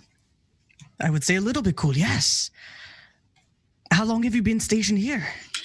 I have been stationed here for most of my life. I am assigned here. I will die here. That is so honorable. He says, honorable. You do know that you will be assigned to a station. Of course. I expect it. He says, then it is just part of the job. Such a nerd. He looks over at Malik, who's clearly like drowning a little bit, and he says, so now that we are in private, and he looks over at Anita and makes like a hand gesture, and she says, the four of you know where to find me. Uphold your deal. I know a lot of people in the Third Horizon. And she turns to leave. Saul gets kind of agitated and like slowly reaches for his knife, but then remembers and then pulls away. Yeah. You get a very sharp look from Tal. You get a very approving look from Malik. You made a deal with Anita from the Bulletin to take an interview, which we'll get to next week. But this week, I know it's you're gonna be veiled she has full intention of going through with the interview, and she was going to do it either way. But great. She was hesitant. Fuck. The portal master, Bashir, he simply says, so what can I help you with? Well, I don't mean to assume what you might know, but you are aware of what is going on with the portal in the Taoan system, yes? It is my job to know what is happening with this portal. But I have some recent data that suggests that there might be some problems. Would you mind if we took a look?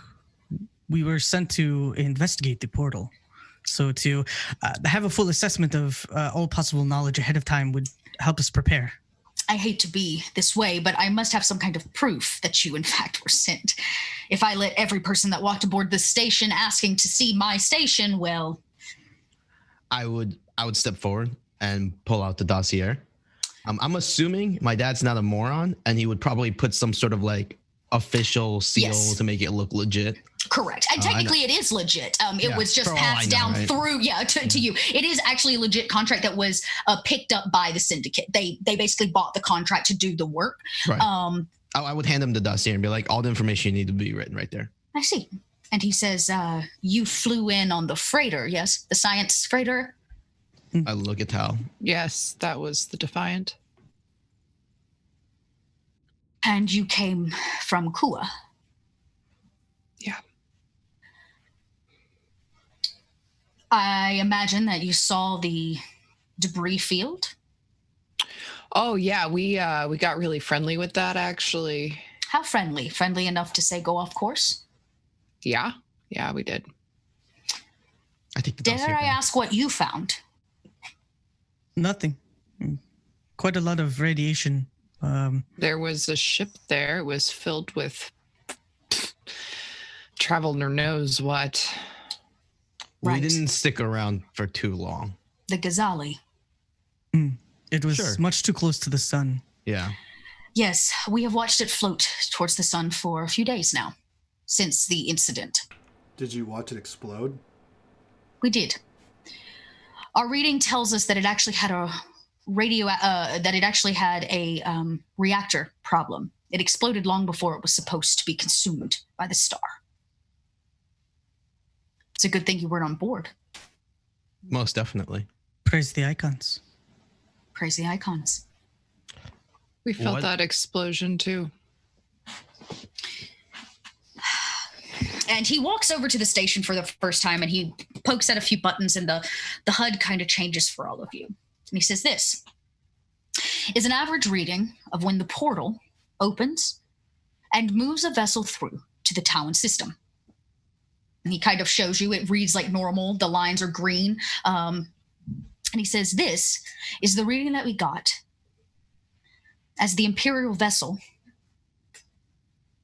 went through and then exploded.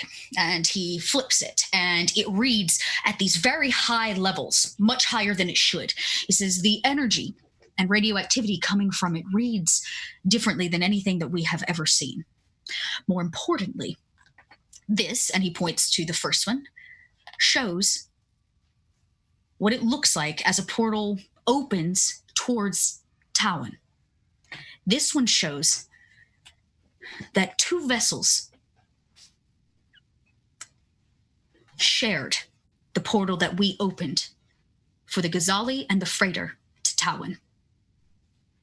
Something came through another vessel. Unfortunately, whatever ripped free and into the Taoan system also, in fact, destroyed both the freighter and caused the massive light explosion that knocked the Ghazali off course. Have there been any readings of where this additional vessel may be? We have been unable to contact the Taoan system. The activity is odd. And flips again, like gestures in the air, and the HUD shifts this projected screen. He says, it is not that the portal does not work, but it seems to be fluctuating, sharing a space with something that is outside of our purview. I'm sure that you know that we don't have that much knowledge of the portals, at least not in terms of exactly how they work. But at one time, it is said, at least in the books, that the portals didn't just connect the third horizon. Though shut down long ago, I'm led to believe that something has, in fact, come through from somewhere outside of the third horizon. We received a distress signal, which I'm sure you have also heard, that came from the mining colony in Taoan.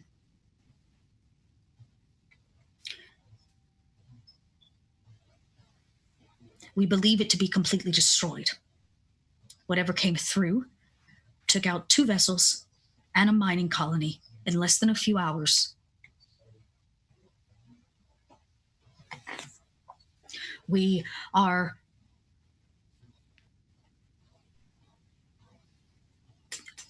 unsure of what to report at this point, as we have no actual proof of what happened.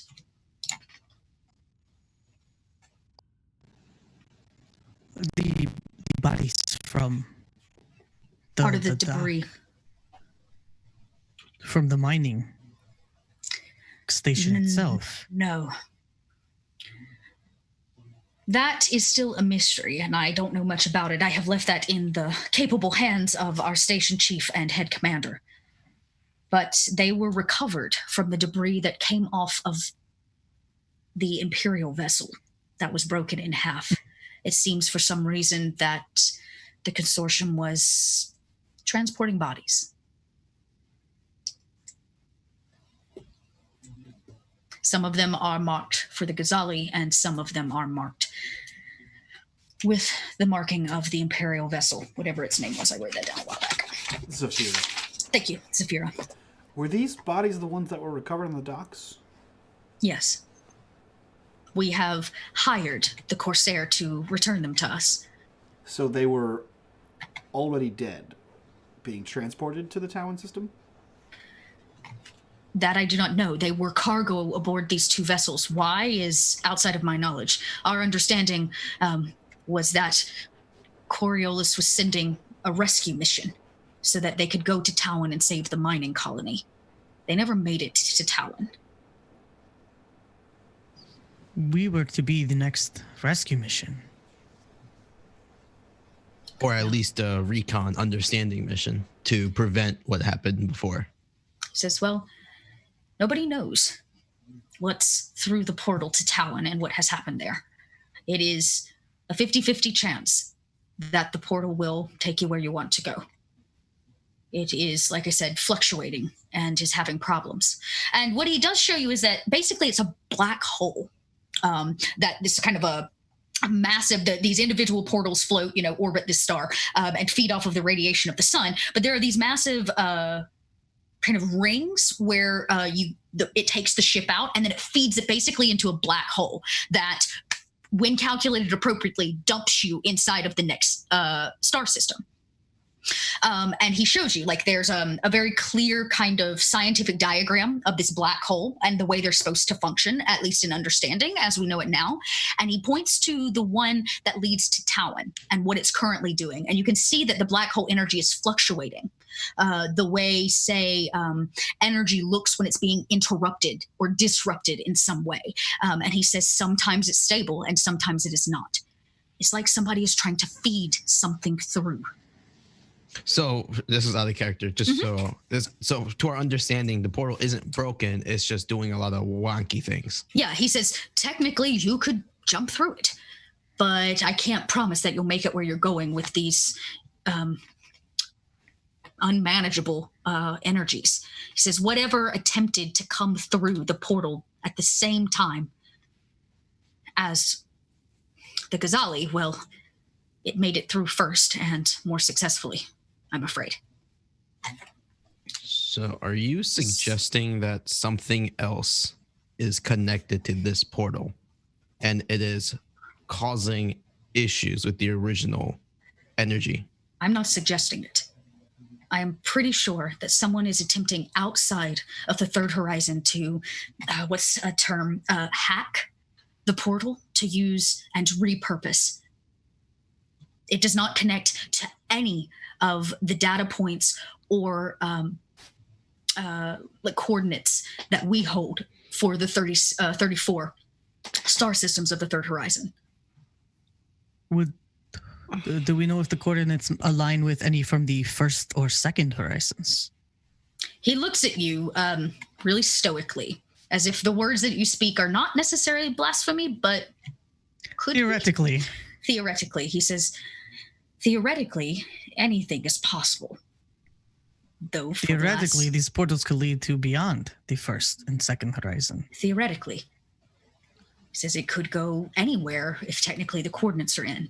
But, of course, the first and second horizon have long been cut off from the third horizon. It is what has allowed us to build stability.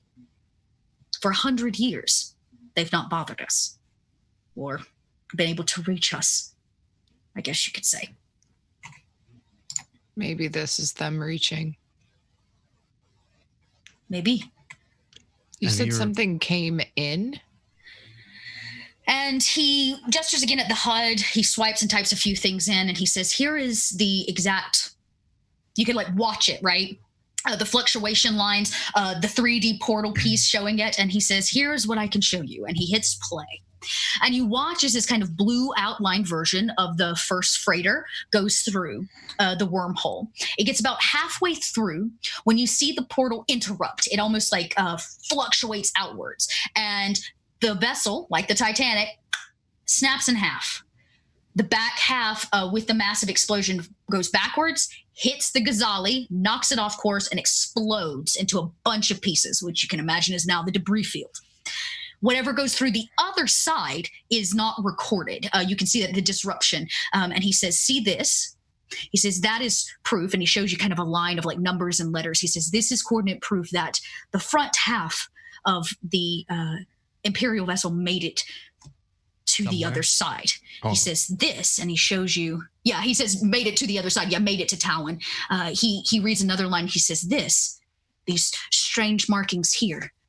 I believe this is another vessel that came through at the same time. So did they come through to the other He says it made it to Taoan. Taoan, but not here. Okay. Yeah, he says it looks like it hacked into. You're the portal master, right? But is anyone knowledgeable about tracing ship signatures other than yourself? He says, here on this station, no. Do you mind? And he points to his station. He says, are you asking to use my station? It's the only one here, and I'm currently the census officer aboard the Defiant, so it's kind of my job. He says, sure. Go ahead. I'm going to slide in and attempt to trace the ship signature of the incoming vessel, just to see where the hell it went, right? This is going to need to be a really high roll. Cool. You know what? I've not used any darkness points either. We'll see how that goes. Go ahead. Great. Cool. Thanks, Dot. I have a question. Fuck you! That's a 4! How's that for a high-ass roll? I'm sorry. Sorry, Iris. I know you were talking, but also... What? Okay. That's a high-ass roll! I spoke too soon. All right, let me just deal with this here. Okay, I want to see what kind of darkness points I can use, if any. None, because I'm the hack master. Yeah. You sit down, and this is I don't know that you've ever been at a terminal like this. There are lots of these on Coriolis, but they're used by much higher than you. You're just a data junkie, right? Sure. And you know that the syndicate doesn't have access to this kind of thing. As you click in, you start running, and you have a brilliant idea to run it against some older data, to actually tap into what would be considered historical archives and try to do some matches. Why not, right? First and second horizon have been tossed out. What's the worst that could happen? Yeah. Well, the worst that could happen is that you find a match. It takes about 2 or 3 minutes. He watches you work and finds your data gen interesting. He almost jumps a couple times as you hack into things. He's like, "Oh, don't do that to my station," but he allows it as these 2 codes overline and they connect. And he says, "How did you do that?" So I have a question that affects what I say before any of this happens. Great. Okay. The video that he showed us, the display rewind. Yeah.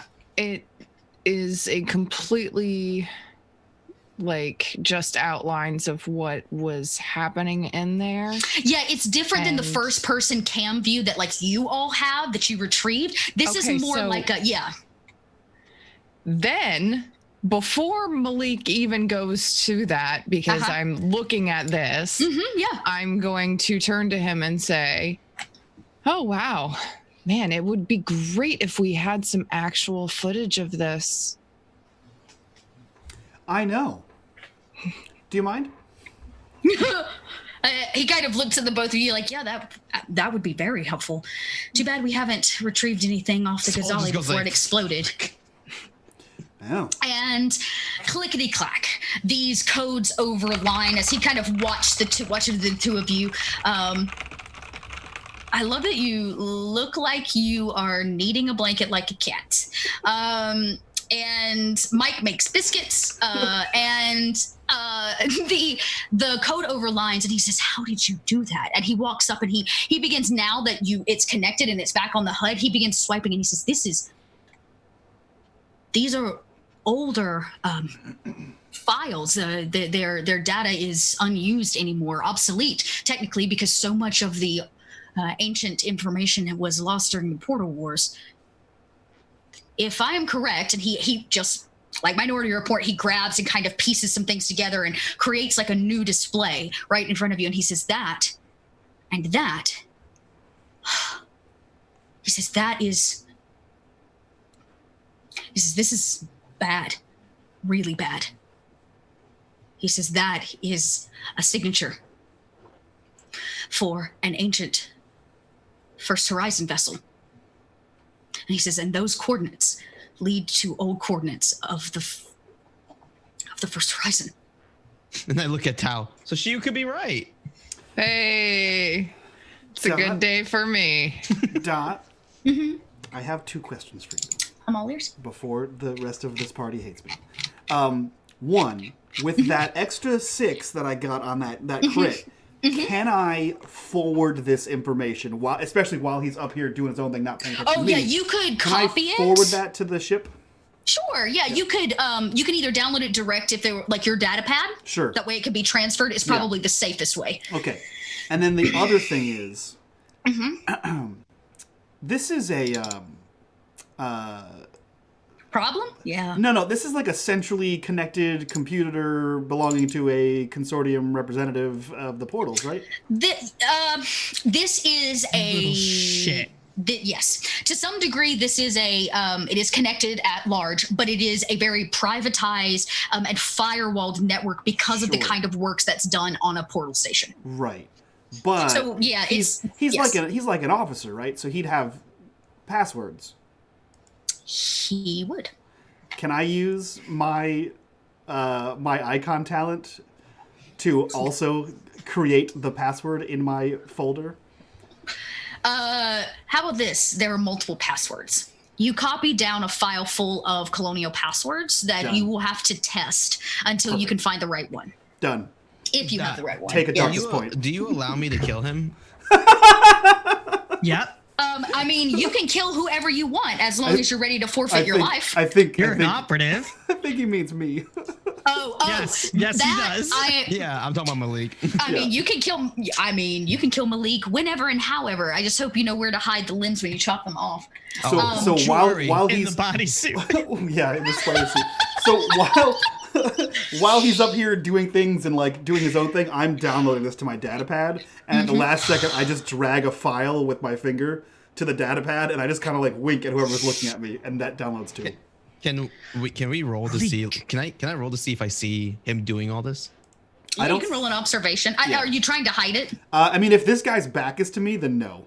He's definitely into his work. Yeah. He is into this, and he's like so piecing and trying to put it together. So yeah, So I we wouldn't know think he's doing all this, right? Okay. I would say Malik is doing it. The portal master does not know that.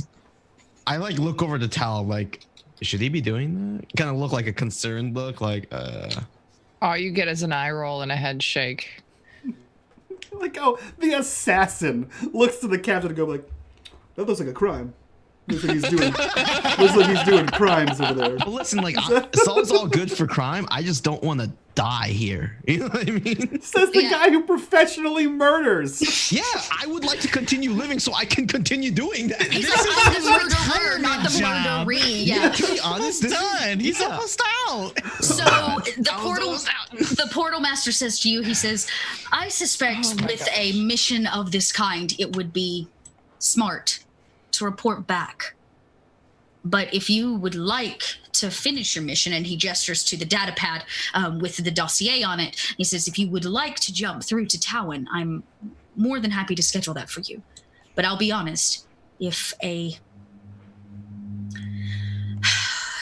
praise the icons, if it is in fact true that a vessel from the First Horizon, more than likely belonging to the Order of the Para, has made it through, then they can only be here for one thing. That is? All of you make a culture check. Fuck. I don't think any of us have culture. Well, I don't have culture yet. Then you're going to have to make a empathy check. Ah, damn it. I am not empathetic. Nope. Surprise. Missing skill point. Yes. Okay. I would say Samir and Malik. Maybe it's because you grew up on planet side. Maybe it's because Coriolis became the home that you had never had before. And I would definitely say, Tamir, there have been some studies. The Portal Wars were something that you studied. No, you would have to, yeah. Would have to. It's part of the history of literally the job that you're trying to do. There are a few things that the Order of Para has always wanted to break down. Part of the reason why the Portal Wars was started, right, is that they were this ancient cult. And the Order, the Order wanted to stop the new ways. They wanted to reign supreme once again. And when the Portal Wars happened and we cut off contact with them, that's what allowed the Third Horizon to really thrive. And that's what has allowed Coriolis. If the Order of the Para is back, there is two things that they could be here to do. Take down the Consortium, because it supports the new Third Horizon. Or worse, the newest development here in the Third Horizon are the rising of 5 emissaries that are currently visiting Coriolis. They are claiming to be the Judge Incarnate, which is blasphemy.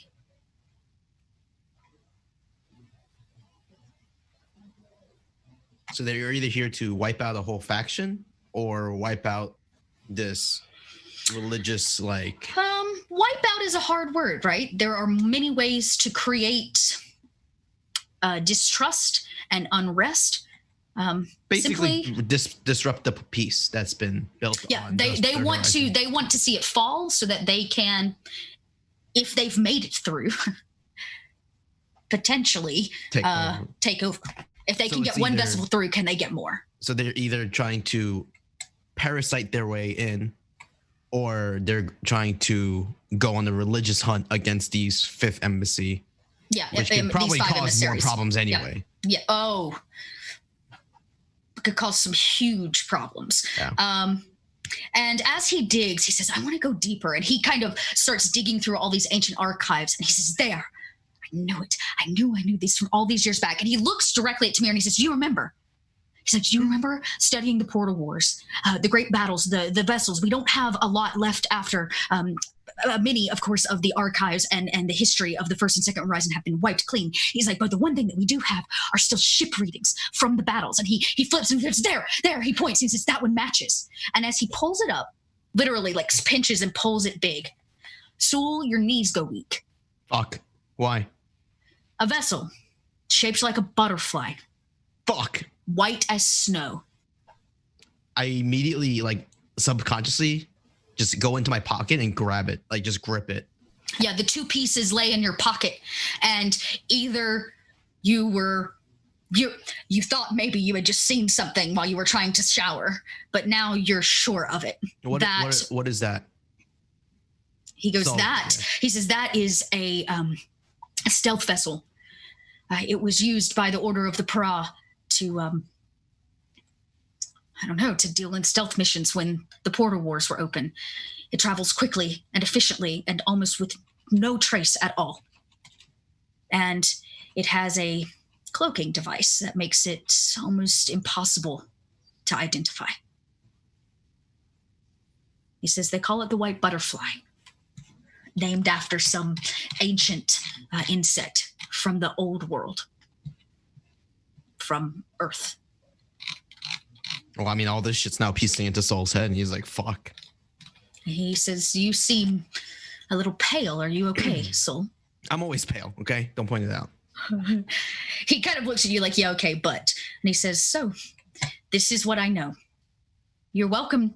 He says, "I will give you permission if you would like to get closer to the portal and run your own diagnostics." He says, "I assume that you are currently in your internship. It may prove beneficial in your final writings. Or I'm more than happy to put you through the opposite portal back home to Kua." I'll get closer so you can study, Tamir, but I don't actually want to put my ship through there, not knowing that there's possible First Horizon ships on the other side. Oh, also, you mentioned that the readings in that portal were similar to when that ship came through. Is it possible that there's another one on this side now? Because I'm not sure. I've not approved it coming through. It still makes a trace. It can't pass through the portals without causing some kind of disruption. Now, there are two portals. There's an out portal to Taoan and a different portal to Kua, basically, right? There's one in and one out. How would you go back? Like, do you go back through the same You would go out the out portal. There's like an indoor and an outdoor. Anytime you come into the Harabi system, you would come in via the one you guys entered with the debris field. Anytime you exit, everybody exits the opposite. So we would exit through which portal then? You would exit through the same. Remember, the portals aren't just all they're not connected like a doorway. Coordinates can be put in to send you anywhere. Think of it more like a proper like dial-in portal, which means they dialed them into the Taoan system via the outdoor. But the outdoor could be coordinated to say send you back out and around to Coriolis. So you would go out the same portal. You just don't want the coordinates to Taoan. That's where the fluctuation is happening. Yeah. Yeah, well, I mean, you said that they're great for cloaking, so... He says once they're in. So far, we have not had any readings of any ships coming through except for yours, since, of course, the incident. Was it... The ship reading was going out, though? He said the ship reading, the one that he got, they went into the Taoan system. They went into Taoan. The white butterfly went into Taoan, and they have not seen it come back through this solar system or this system. Yeah, system. I don't want to go there. I mean, we may not have to. You mentioned that you had a signal of this secondary ship, correct? He says, now, my guess, and he kind of gestures, and he's like, I'm more than happy to encrypt and share the data with you to take back to the Consortium, as long as that is, of course, where you're going. Yes. I would assume so, but is there a way to perhaps... Malik, back me up on this. Could we not adjust a gamma wave reading to see if we need to maybe shift the molecular core filament to get a proper reading on it to determine whether or not we could find a stealth signal, almost like a military vessel? He says, I could... If the vessel went through the portal, it still had to have a signal. You cannot, at least with our technology, you cannot be stealth. It's true. Through the portal, only on the outside. He's like, you're right. So that signal reading should be there. If we can figure out based on what a little adjustment needs to be made, we might be able to track it. He says, I think you're right. Are you suggesting we change our ship signature to match the butterfly and then jump? Because that's what I'm hearing you suggest. That is not what I'm suggesting. That's what it sounds like. You couldn't pay me to do that. I mean, we literally... For the record. If we are to assume that there are First Horizon vessels on the outside of that ship, what makes you think that they wouldn't try to... I mean, you studied the Portal Wars, right? Would you send a fleet of stealth ones, or would you send one stealth to scout first? You would send multiple scouts. Just wait. He points at you, Malik. He says, if they've been trying to get through, this is possibly the first ship through. Yeah. He says we all assumed after the portals were closed down that the First and Second Horizon would tend to themselves. What if they have been on a path for return, vengeance? He says they've been testing for years, trying to pass a ship through. And he says, what if they've succeeded in tapping into our portals? Also, it's just as likely that if the butterfly went through at the exact same time and wreaked this much havoc on this side, that if the front end of the Zephyra popped out on the other side of the Taoan system, it likely sent them both off course. Possibly. And the butterfly might not be operational. He says, if a stealth vessel of this kind came through, it would make sense that the mining colony didn't see it coming. He says vessels of this kind were used all the time in the Portal Wars to take out entire towns that were planet-side. Wipe them clean in minutes. He says the white butterfly can hold upwards of 50 or 60 troops. They didn't even see it coming. I look at Tamir. I'm not quite sure about what you just said, but if you have to input numbers for a ship to go through a portal, could we somehow find out what those numbers were on the other end? He says that's the hard part. To see where that butterfly came from. But it is not improbable. Not improbable, no, but difficult. He says, I'll be honest, you'll get a better reading on the trail of the vessel from the other side, from the Taoan side.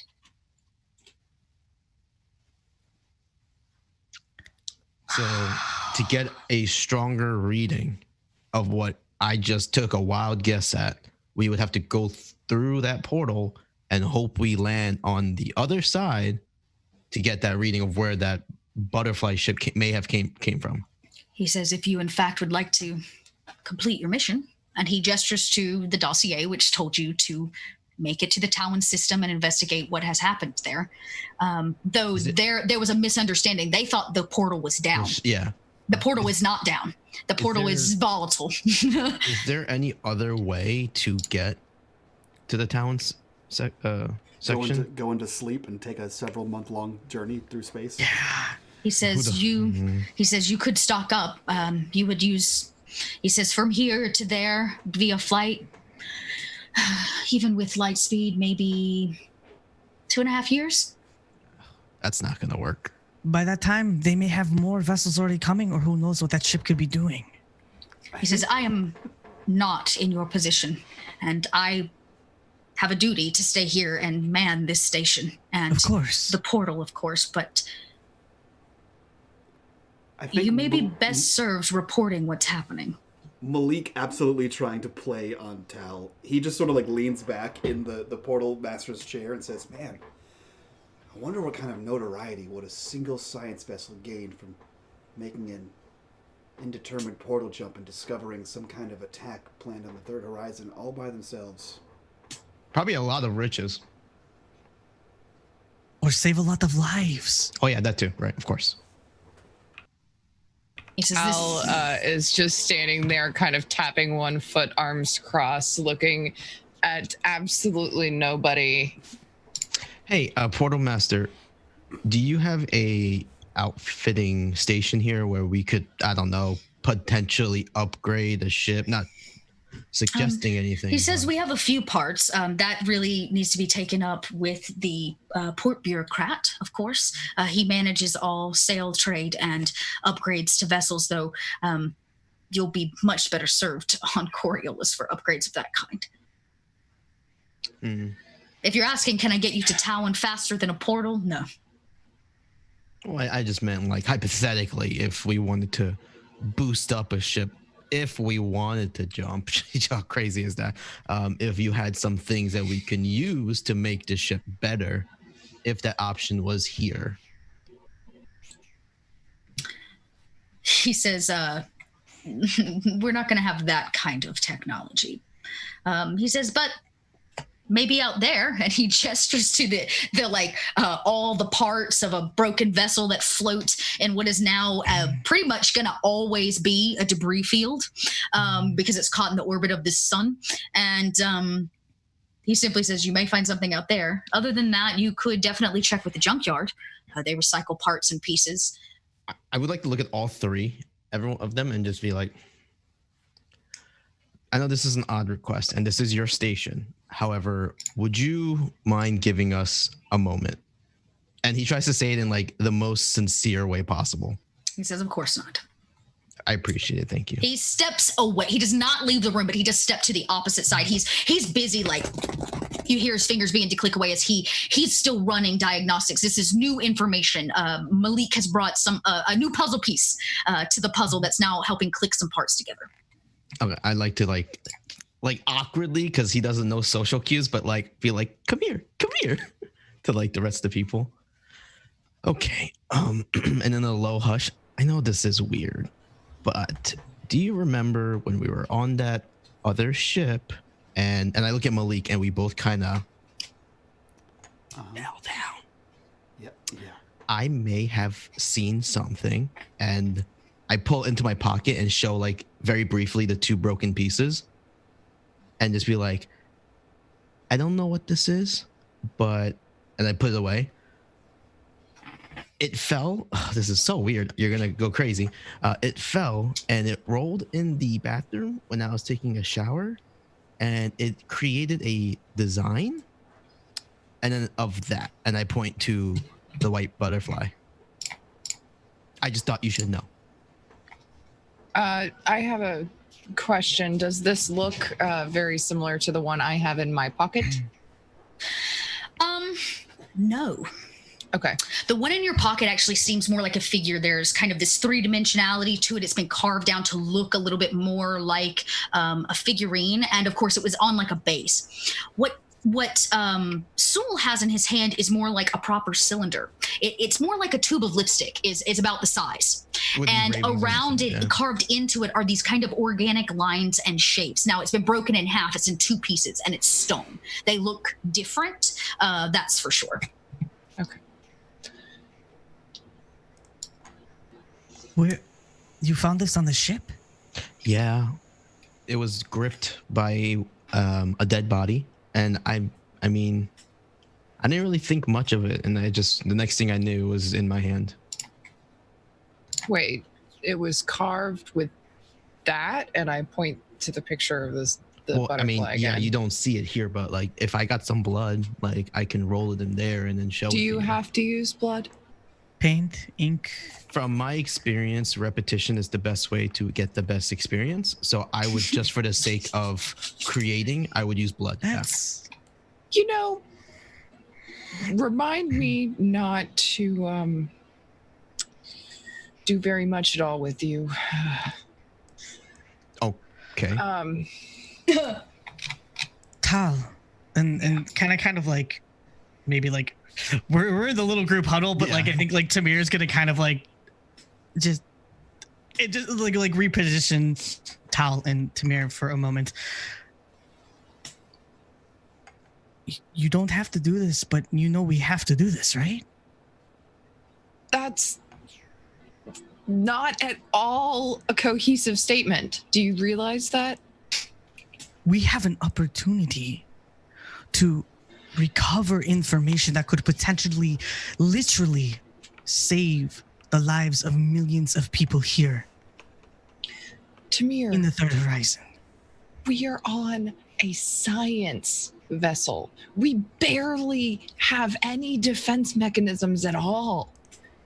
My dad was able to pilot the Defiant out of so much. I am not him. Tal, and I'm gonna like, Tamir's gonna put his hands on your face gently. You are better than your father. I have seen the logs. You have gotten us out of so much stuff that we probably shouldn't have even been in the first place, but you got us out of it. If there's ever going to be a pilot, it doesn't matter if we are floating in a tin can or if we are floating on a military ship or a consortium ship. You are the best pilot in the Third Horizon. And there is nobody who I'd want to go on this mission with except for you.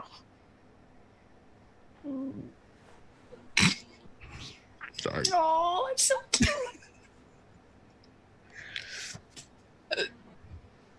Tal just stares at you, just speechless for a moment.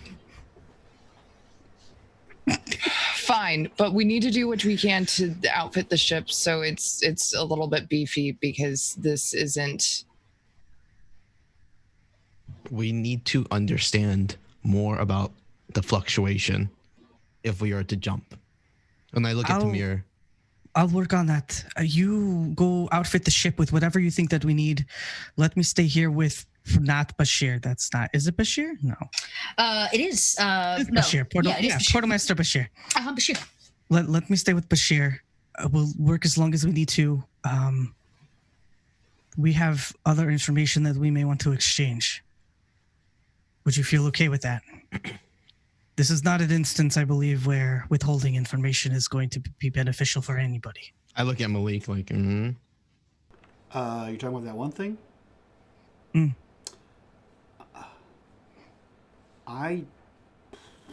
How would us telling him that benefit us? Yeah. He looks to you, Tamir, and says, I can unlock it on the ship. There's already a backdoor in his system to send all the files you discuss with him to our ship. We can look them all there.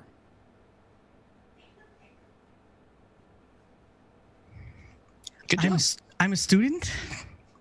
This is a portal master. This is what his life has been. I'm not even close to being there yet.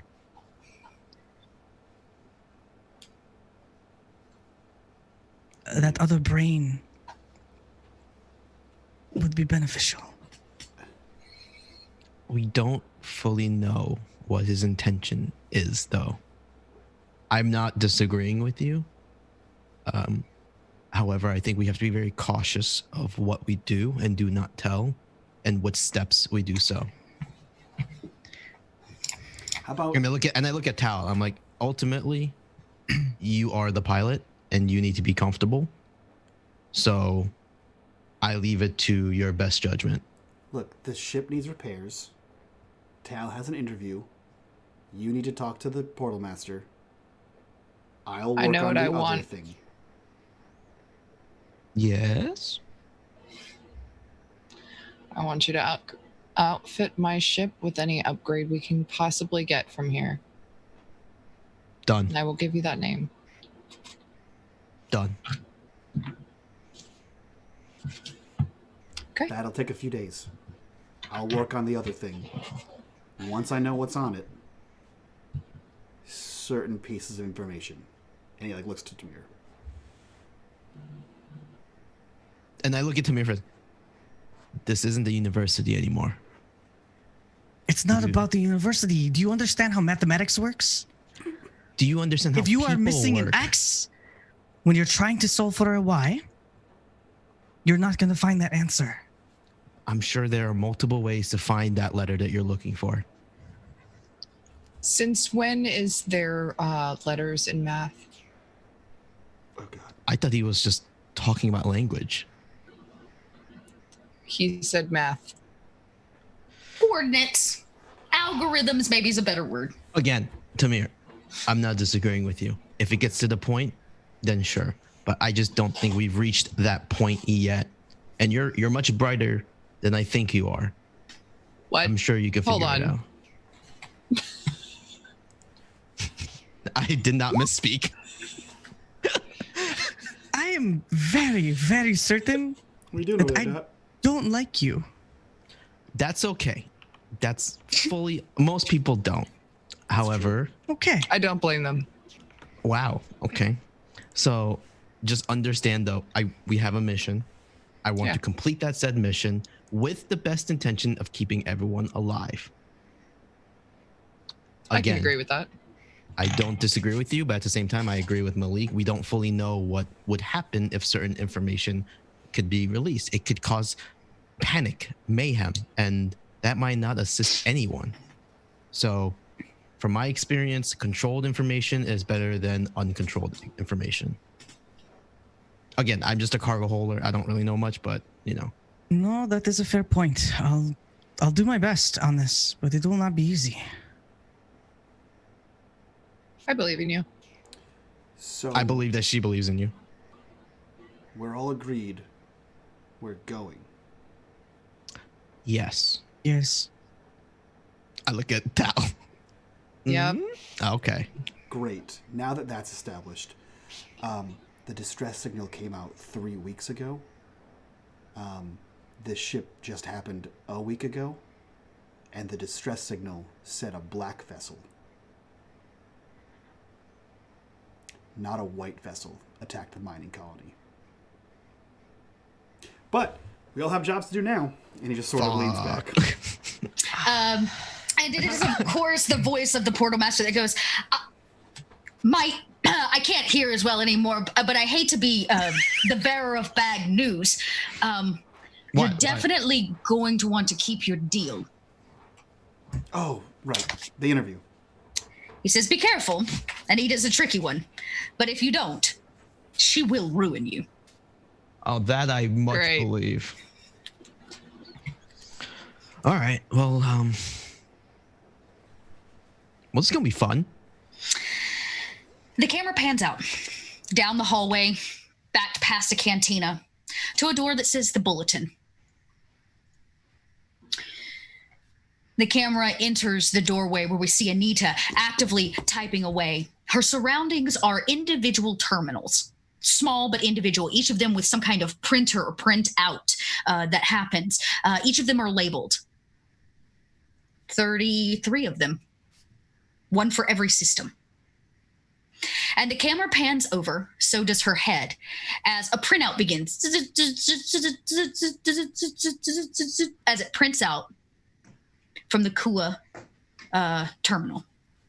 She picks it up and she looks at it and she says, "Oh no. This is not good." And she turns and sets it down and begins typing vigorously on her computer. The words she types are, "Emissary lost. 4 emissaries missing." And that's where we end today's episode. Oh no! But stick around because we're gonna take a short break. We can come back for 3 more hours of Coriolis. We've all taken some water, have some vitamins. We've all taken tomorrow off, and we're gonna just play through. We're gonna play through. For the this rest is of this is it. This is our life now. We cannot stop. My cat told me I can sleep in tomorrow. So I'll tell you, we played 2 icon cards tonight. Both a captain and the person of influence. They were the same person, though I will not tell you who that you met. So I need for Mike to pull another card, and I need for Tamir to pull another card. We are never going to use my card. We are.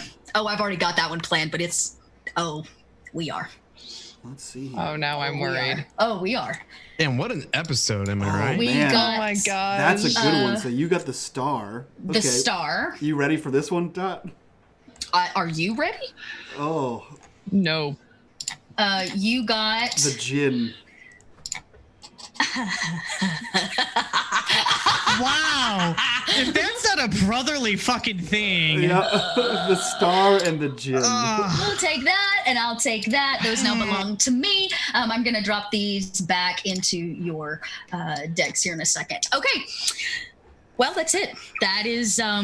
That's all she wrote for tonight's episode of episode 4, The Void, entitled The Truth.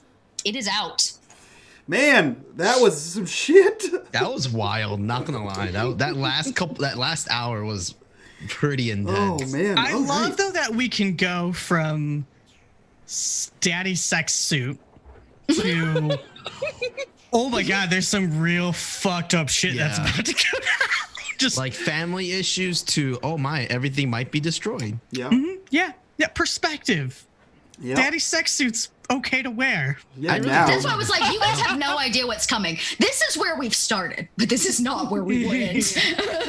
That's how you lure them in with the sex suit, but then it's a spider suit. Okay. It's one of the most important. Okay, here's the thing, right? So in session 0, Poe was like, Chelsea, can I have one of these? I made a note of it. I do. And I was like, you know what? That's a really high-end item. I promise I'll give you one. Yay! But it's going to be story-based. But I'm not going to fucking wear it. The best part is I love that. So the spider suit allows you to stick to walls. But you specifically gave him the suit. Instead, if he wants the gloves and the boots, he has to come get them from me. So you have a suit that you can like run and Velcro to the wall, but you can't actually climb it. Oh no way! For all of you in chat, you can actually pop in the Discord. If you'd like to see a picture of Amira, I have one. I just dropped it into the Discord, and for all the players, you can see it in our Twitch or chat, I believe. Yeah. She's amazing, and I forever want to be her. So yeah, there it is. It's actually thanks to all of you that we got the spider suit this week. Originally, the spider suit was going to be a gift from your father when you completed this mission as a exiting of it. But thanks to them filling the corruption bar, I just had to really taint that one. So I would have either gotten a new spider suit or because of them, I got my dad's used spider suit. He would have given you a spider suit, whether it was new or his. You're unsure. It wouldn't have been his sex spider suit, but... Thoroughly used spider suit. I hate all of you. I love you. And speaking of which... I'm sure you can dry clean it. Yeah. Just don't put a blacklight on it. That being said, let's go around, do our introductions, and we'll get the hell out of here so we can talk about more space stuff without you guys watching us. We'll start with Dot. Dot, who are you? Where can we find you on the internet, and what are you up to? I'm Little Red Dot. I'm there. That's how you can find me on the interwebs, on Twitch and Twitter. I'm a GM and a digital storyteller, and I like to tell stories just like this on networks all over the internet. I'm a part of unMadeGaming. I'm part of the North by Northwest podcast, and you can check me out on Saturdays over on the Roll For It network. And if you want more space, I have more wholesome, like Degrassi. I think today was what we compared it to. It's like Degrassi Teens in Space. Yeah. Oh my God, what a difference! It was like, it's a very different game. It's a very different game, but it's a lot of fun, and that's happening on Wednesdays. And as of today, it has been officially announced to the public that I will be part of a 4-episode mini campaign of Dragon Age that's happening and being GM'd by Saverick over on the Dot Lot as part of a new incubator series I'm launching. So you can come. I know. I'll talk more about that later when we have more time. But I love Dragon Age. Me too. It's very cool. I'm very excited about this, and it's I'm going to be doing it throughout the year. Where actually the community, as long as you're part of the Discord, can submit to be a GM, and I provide 4 episodes or 4 sessions and 4 players, and the Dot Lot supports in every way from overlays to running tech, and all you have to do is GM to your heart's content and tell your stories over on the Dot Lot. So, cool. Yeah, so I'll be taking submissions actually starting very soon for that. So, there you go. Sweet. Let's jump right over to Eris. Who are you? Where can we find you on the internet? And what are you up to? Hello, I'm Eris Savad. You can find me on Twitter at Eris_Savad. That's kind of where my hub is, because I am a Stitch Witch who plays a lot of RPGs, and I also hula hoop. That's a thing.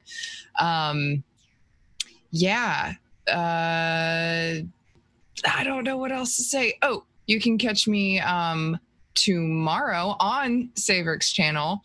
Well, we're playing a 5th edition Planescape game, and it is dark, and it is very, very fucked up, and it's wonderful. We're having a lot of fun with it. You can also find me on Sundays at 4 p.m. Eastern Standard Time, or Eastern whatever time, on Open for Adventure, where we're playing a homebrew 5th edition game, and it's fun too. Sweet. Let's go to Paul. Who are you? Where can we find you on the internet, and what are you up to? What up? My name is Paul, aka Inno123. Wow. That is such a YouTuber. Shut up. Such a fucking YouTuber. Shut up. And Like- my name is Paul. Thanks for tuning in today. Look, if it means anything, I wish I sounded that cool in my outro. So. Why don't you smash that like button, comment down below, and make sure you hit that notification bell to join the Ding Dong Club. What's a ding dong club? Yeah, I don't. I want to be a part of the ding dong club. You don't. There's talk the about- Ding I'll Dong tell you Club, and afterwards. then there's the Ding Dong Ditch Club. Yeah. Oh. Now that I There's- have I do like the officially Ding Dong been Ditch Club. insulted by everyone. We love you, Paul. This is a welcoming space, Paul. We really, Welcome to really Twitch. love you. God, I hate my life. Just kidding, I love it. You can find me on Twitter at in1123, and I'm actually gonna start advertising now because I think next month is when I'm gonna release it. I will be having a one-on-one D&D podcast with my girl. With my girlfriend, and it's all about me learning how to DM and her learning on how to play, and it's called Athena's Odyssey, and it's basically about her voyage on playing through and growing up as a wood elf, and it's going to be really, really dope. It's going to be really cute because I'm going to throw a lot of terminologies, and she's going to get super overwhelmed and confused. So if you want to watch if you want to watch or listen to my girlfriend be super confused on D&D, check that out. Yeah. I love you, Paul, but the fact that you said it, I'm going to be DMing a one-on-one thing with my girlfriend. Yeah, I know that was With my girlfriend. It was really bad. 10 out of 10. I hope, like 10 minutes. I hope she's Somebody still clip that watching. and send it to Man, May. She was in chat, so I'm sure she's watching that right now. My girlfriend, we're just playing some D&D to go together. God, I didn't. Fuck me, dude. Yeah, May. She's here. Yes. Oh, on that bright and shining so note, cute. Gnome, who are you? Where can we find you on the internet, and what are you up to? My name is Gnome. You can find me on Twitch, Twitter, and Instagram at Nomadic. I do a bunch of space things. One Dot's already said I play Teens in Space, which is way more wholesome. Like Xenon wholesome. On Wednesday evenings over on Little Red Dot's channel. I'm obviously here on Thursday evenings playing this kind of wholesome space game. I told you all from the beginning there was no wholesomeness here. Question mark. Tal is totally wholesome, okay? Fuck you. Every bar you go to, there's a girl hitting on you, all right? Fuck off. It is not Tal's fault that she's just like a babe magnet. Right. Not her fault. And let's make this clear. What Paul means by hit on is that a priestess came and shared an icon with her, and the dancer who was dancing for everyone very clearly had her eye on Tal. I mean, there's a lot of subtext there. Today's not my night. Gnome, I love you. Gnome, if I could be so bold, there's one more space thing you do. Please tell us about that right now. Oh yeah, oh my god, I'm gonna make a podcast. It's also about Coriolis, but we'll probably not have spider space spotty sex suits. Maybe. I'm in it, so who knows? Spotty spider space right, sex you are. suits. Yep. We're I am a going to cast blame all member. of that on the audience. That is all part of their fault. Your fault, not my fault. Thank you for your faults. Yep. They're welcome here. Thank you all so much for filling that donation bar, or the tip bar, the corruption bar, whatever we're calling it. Thank you for all the subs, all the love tonight. Please go check out our Discord and hang out over there, talk about this game, gush about it. If you're just tuning in now and you haven't caught the game, go check it out on YouTube. Smash that like button. Do all the things that Paul normally says. Seriously, though, we do thrive on these comments. They're amazing so far. Tell a friend, bring your grandma, do whatever you want to do. With that, we're going to get the hell out of here. We will see you guys next week for more space shenanigans. And from all of us to you guys, bye-bye. Bye. Doses.